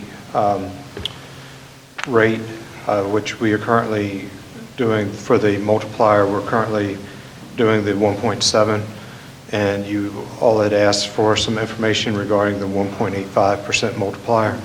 Ms. Dotson reached out and received some of that information, so if it's all right, I'll turn that information over to her if she's able to talk. What do y'all want to know? How much is going to cost? Bottom line there, bottom line. Well, you take the new rate on top of the total payroll. Right. So it's going to just depend on, right now, our rate is 12.88 with the 1.7 multiplier, and that's on total payroll. And right now, our VRS runs about 90-some thousand a month. A month. That's not group life, that's not HIC, no hybrid component of that You said per month? per month. They said right now, if we took on the 1.85 multiplier, our rate would jump to 13.72 on total payroll. We do not have to go through an actuarial study again. We would only have to do a new resolution that the VRS has provided to us. This is an irrevocable resolution. They also suggested that since we are in the biennium, which we are, our rates are going to change. They're going to start making decisions on all locality rates in schools sometime in November. And the new rates will come out sometime in January, February. So she's recommending waiting till the new rates come out before y'all make a decision on any multipliers.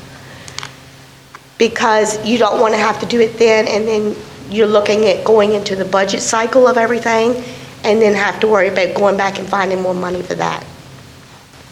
So right now, they are saying wait till like January, February when our new rates come out, and those rates are locked in for 2 years.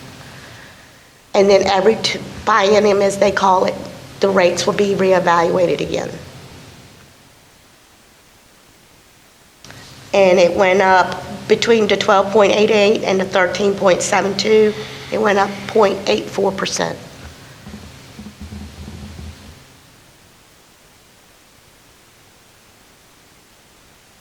All right, questions, gentlemen?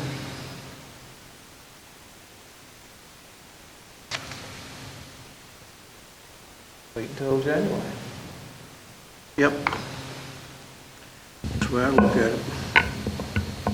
My suggestion would be to wait till the new rates come out. I wouldn't do this until then, if y'all desire to do that at that time. But all it requires is a resolution adopted by the board. But again, it will be on total payroll, not just sheriff's office or EMS payroll. Total county payroll.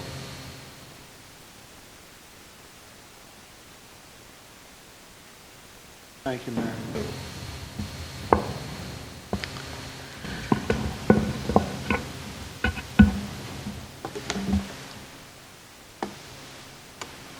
All right, the next item I have is just an update on the reassessment office location. I've been working with the assessor and Mr. Thomas, Commissioner of Revenue, also trying to find the location. I've been speaking to Dr. Leslie, and the possibility of using some space in the current school board office, the meeting room specifically, to hold the assessment hearings.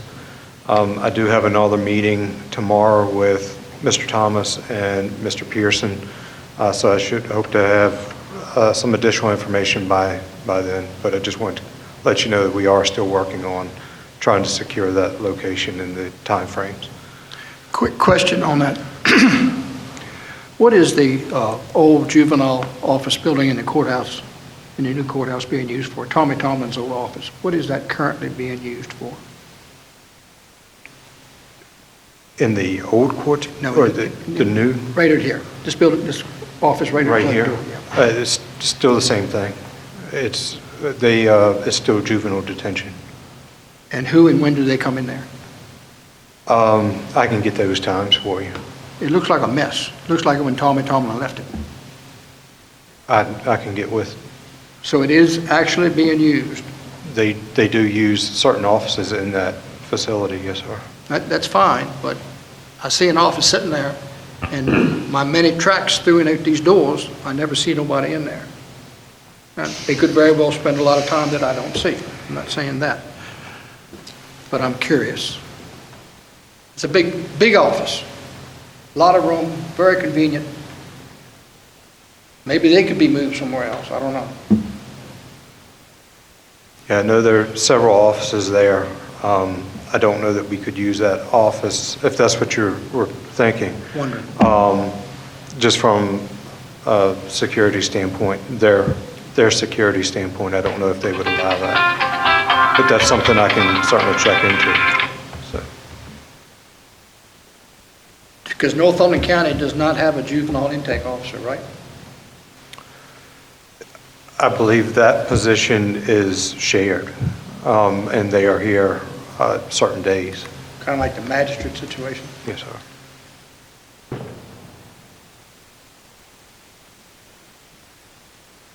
Okay.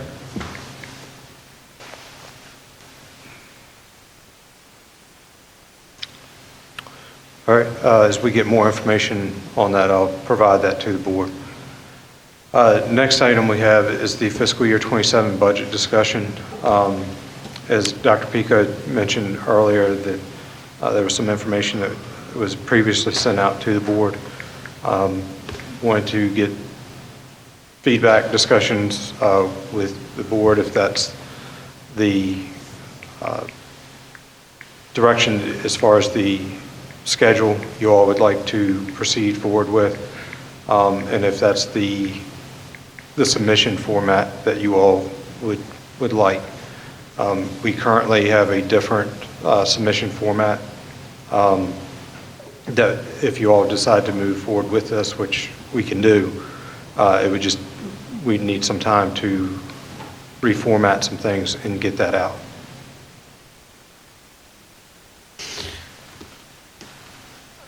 I'd like to see us go with that. I'd like to, and with the county having a finance director now, how is that role going to fit into this budget process this year? That's up to the board. We would need some clear direction as far as administration duties, what we've previously done, and what the expectation is, I guess, for the new roles there.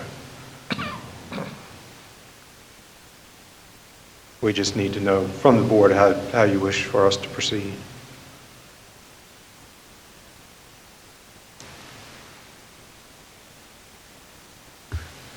I don't know about the rest of the board, but I'd like to be able to give Dr. Pickett the time to come and speak with us on some of her suggestions and ideas and regarding the budget before we start making decisions.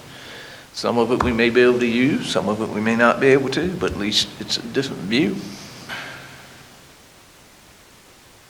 Open to that.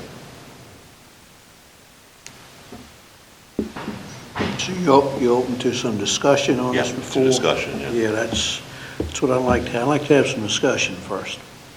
I just need to understand everything a little bit more. I'm right here. We ain't doing it today now. What was that, Jim? I said, we're not doing it today now. No, we got another meeting She's coming. getting all fired up and looked like she's getting ready to come off that pew like a Baptist lady been possessed. Yeah, no, I'd just like to have discussion on to it so we can understand everything, what the process is, so on down the line. And I know we talked a bit of zero-based budget. I'd like to know a little more about that. Contracts for the county, and just one that comes to mind, like grass cutting and all of that. When was the last time all of that was put out there? County owns a little bit of farmland. When's the last time that has been put up? To see if we can get more money for the land rent. If we're looking at getting some more revenue coming into the county, and we need to look back at, when's the last time some of this stuff's been updated. I don't know what we're getting for the farmland, but I know some of the farmers now are paying as much as over $200 an acre for land rent. Well, it should be put up for bid out here, instead of just let it carry over each year. Should be on a 5-year cycle. Yeah, so it should be done like that, and are all accounts current? As far as we know, yes, because we just received payment the other day. All right. Yeah, that's one of the main things too, make sure all accounts are current. And I'm not trying to take anything from anyone, but we have a lot of farmers in the county, and you hear sometimes, when are we going to have an opportunity to maybe rent that land, or when is it coming up to be rebidded? Can I say? Yes, ma'am. On there, on the Dr. Road piece, that is farmed by one farmer, that is split between 3 counties. That's right. So whatever rent he brings in off of that, he brings to us, then we take our taxes, and the difference is split between the 3 counties. So I just want to let you know how that one works. Okay. The other one is on Dotlet 2. That one's just a flat amount that comes in. Okay. Yeah, but that is right, we need to review that every so often. Put it out here for bid.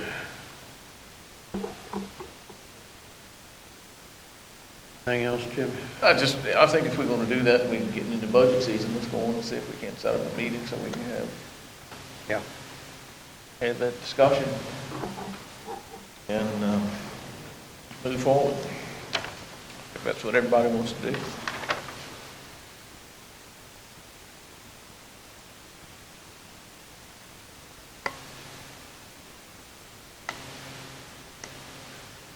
In the interest of time, too, in order to get this out, start the process, if this is the form that you all wish to move forward with, I believe the board voted on the last form. If I could get some action on that to go to this form, and we can start working on transitioning that, because time's going to, this time last year, the forms were being sent out. So you're asking about the proposed 27 budget process form, the Excel spreadsheet that you have here? Yes, sir. Yeah.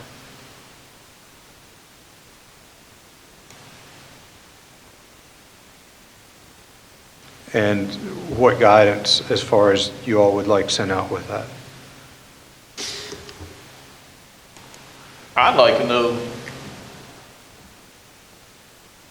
if it's possible, looking at last year's budget, have something here, what did they have left over?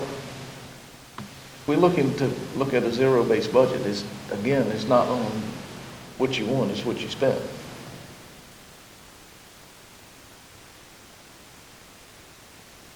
And if you're looking to want a form approved and get something out there, I think we need to kind of narrow it down to what your actual budget's going to be.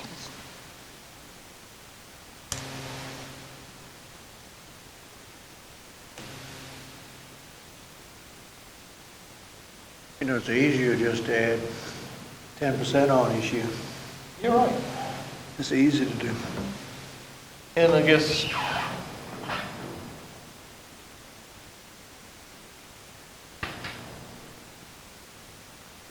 Well, I'm just talking, but I think any agency of the county can tell you right to date what they've spent and how much you got left over. I think you should be able to. And you can estimate costs out for the rest of the year. Not based on 1 year. Ma'am? It's hard to do for 1 year. Not based on 1 year, that's why that form goes back for 2 years. So what your budget was, what your actual were, because sometimes years fluctuate. And frankly, a lot of that probably can be pulled centrally. That's what we're doing with the school stuff. So it can even help the divisions reduce some of their workload. Well, that's another reason why we need some discussion on this. See what actually can be done.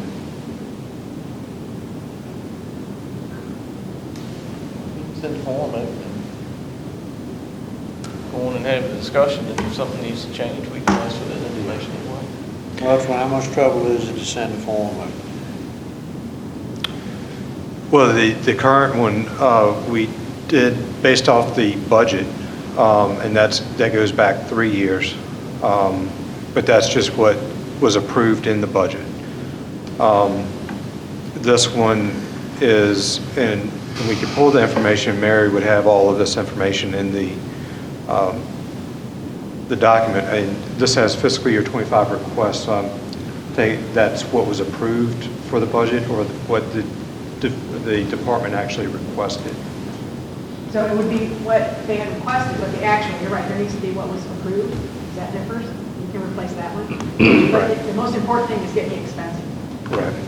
Yeah, we can, Mary should be able to run a report as far as each department, but the way we have that broken out is each department would get their own spreadsheet, so it would just take time to, not that it's hard, it's just, it would take time to get that information in the correct cells and then sent out. The reports to build that in. What was that, Mary? I'm I sorry. said, well, that form goes out, I pull all the reports to build that form anyway. That's what goes to all the department heads. Plus, you got to remember, every department head and all the board gets a copy of their report every month.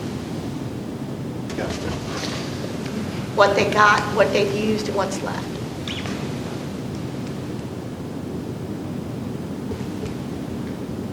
But, you know, those reports are easy to pull. It's time consuming putting them in. I guess what I'm looking at is, and I know that finance directors got our hands full right now dealing, trying to get schools straight. But at some point, we're going to have a finance director. The finance director should be able to review all contracts.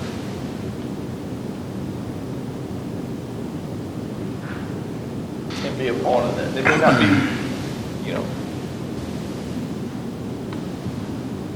up to date on everything that's required by the county, but at least it's certain things in each contract that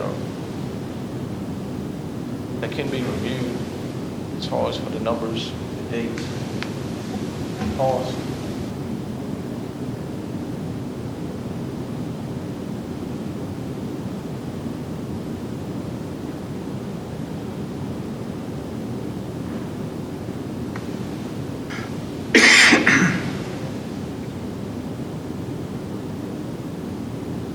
Well, it's something we got to discuss.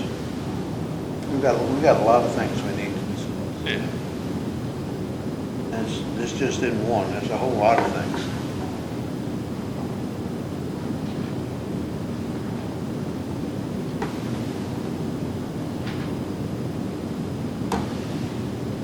Well, what's y'all's pleasure?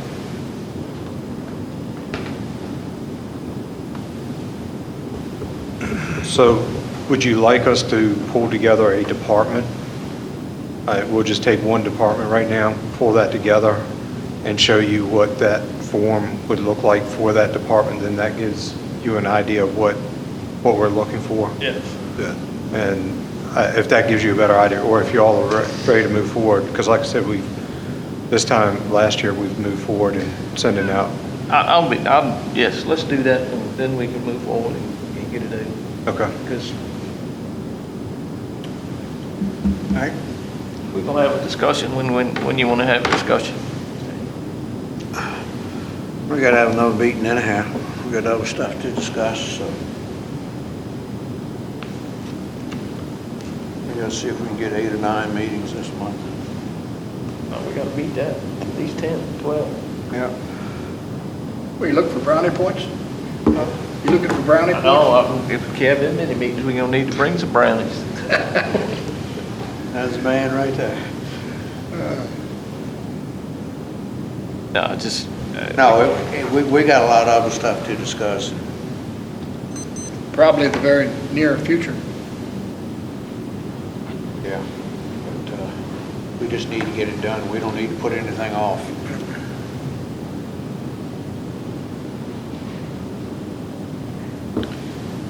All right, anything else on this particular issue?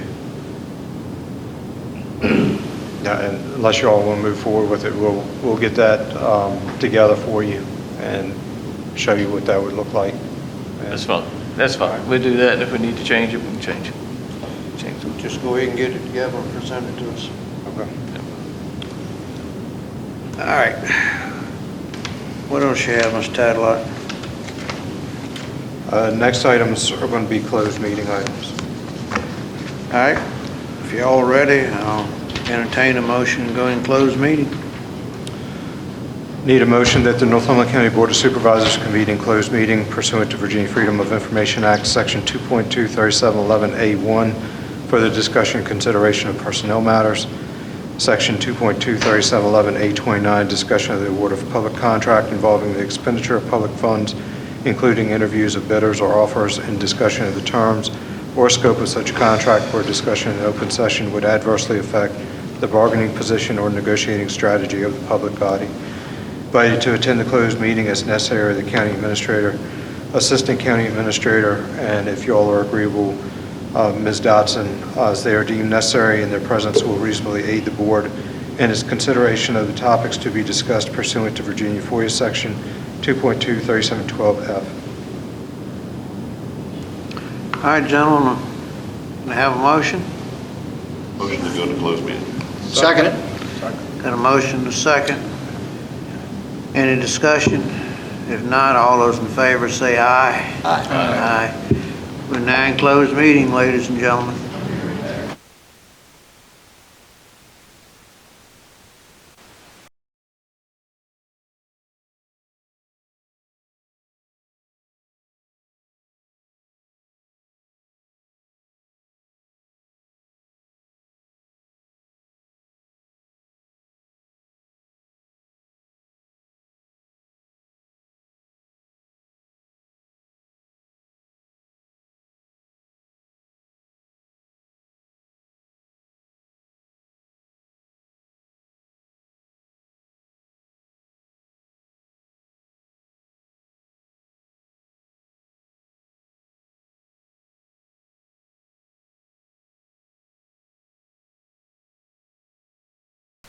Motion that the Northumberland Board of Supervisors return to public meeting and certify by roll call vote that only public business matters lawfully exempted from open meeting requirements by Virginia Freedom of Information Act and as were identified in the motion convening the closed meeting were heard, discussed, or considered during the closed meeting. All right, gentlemen, take a motion. So moved. Second. Got a motion and a second. Roll call vote. Mr. Williams? Aye. Mr. Long? Aye. Mr. Brand? Aye. Mr. Fisher? Aye. Mr. Haney votes aye. Now we're back at open meeting, gentlemen.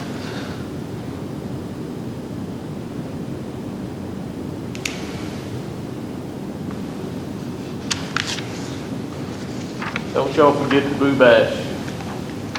Thursday, 5:30. YMCA due to the weather. What, when is it? Thursday? This Thursday. This Thursday? Yes, sir. At the YMCA? At the YMCA. That's the 30th. Yes. What time? 5:30 to 7. It was moved due to the weather that was supposed to come in that we may or may not get, but I think it was a good idea to move it ahead and not wait till the last minute. 5:30. Yes, sir. What you gonna dress up like?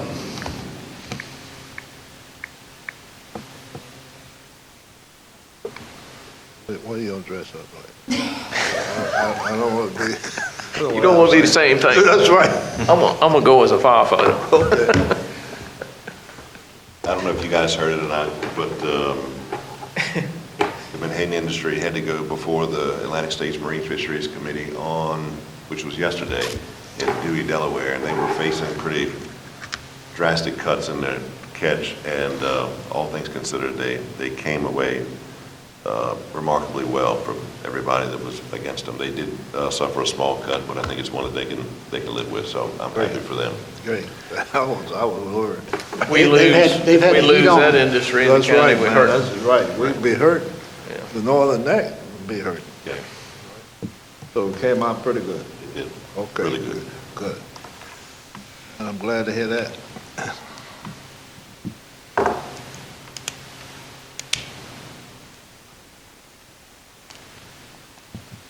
That's another one that gets a lot of misinformation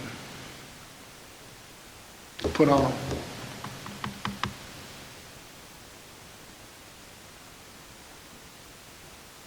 Well, gentlemen, what else do we have? What's our next meeting date? Tad, you got more stuff to do? We've got the meeting scheduled for next, the 6th. November the 6th, and that's at, 6:30? All right.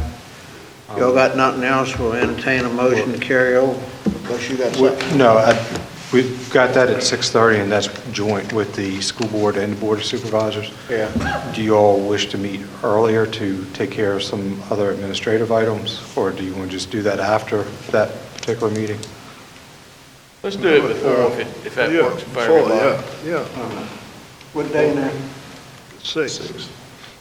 So what time you want to, That's week before. what time you want to come in? 5:30? That give enough time? Mike? I would think so. At this point, we could do 5:30. We may have some updates on some things that we just need some quick actions on. Okay, 5:30 on the 6th, right? Are you going to have people coming in here while that's going on? No?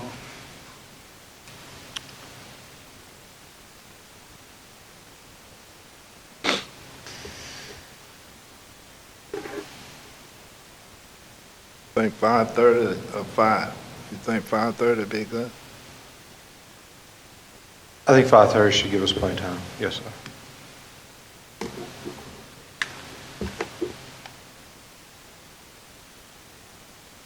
So you're going to be, that'll give you probably, what, about 20 minutes? Before the school board and all them people start coming in and filling up chairs? It's going to be a joint meeting, correct? And they'll start coming in by quarter of, and by 10 of, and by 5 of. Yeah, we'll give a little bit of time in between. They're going to be coming in, filling up the chairs here while we do have it. Whatever y'all want to do, I'm Want to move to 5? Yeah. We're at, 6:30 for the next meeting, 5, you say 5:30 or 5? 5:30 is what he said originally.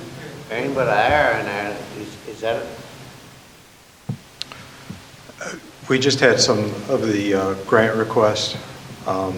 We may have a supplemental appropriation for an invoice for UHY. It was just some administrative items that we're going to take care So of. there's not going to be anything else much. I got a question on the grant. When you open it up, is the formatting on that grant look good to you, right to you? When I opened it up on the computer, it was just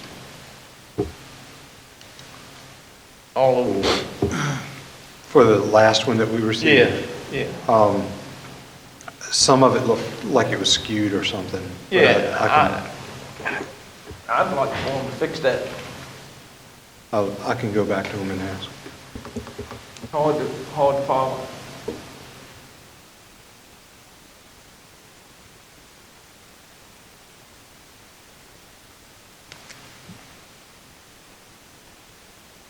Out there, yeah. All right. Anything else? That's all I have. Need a motion? Motion to carry over. Second. All right, all those in favor say aye. Aye.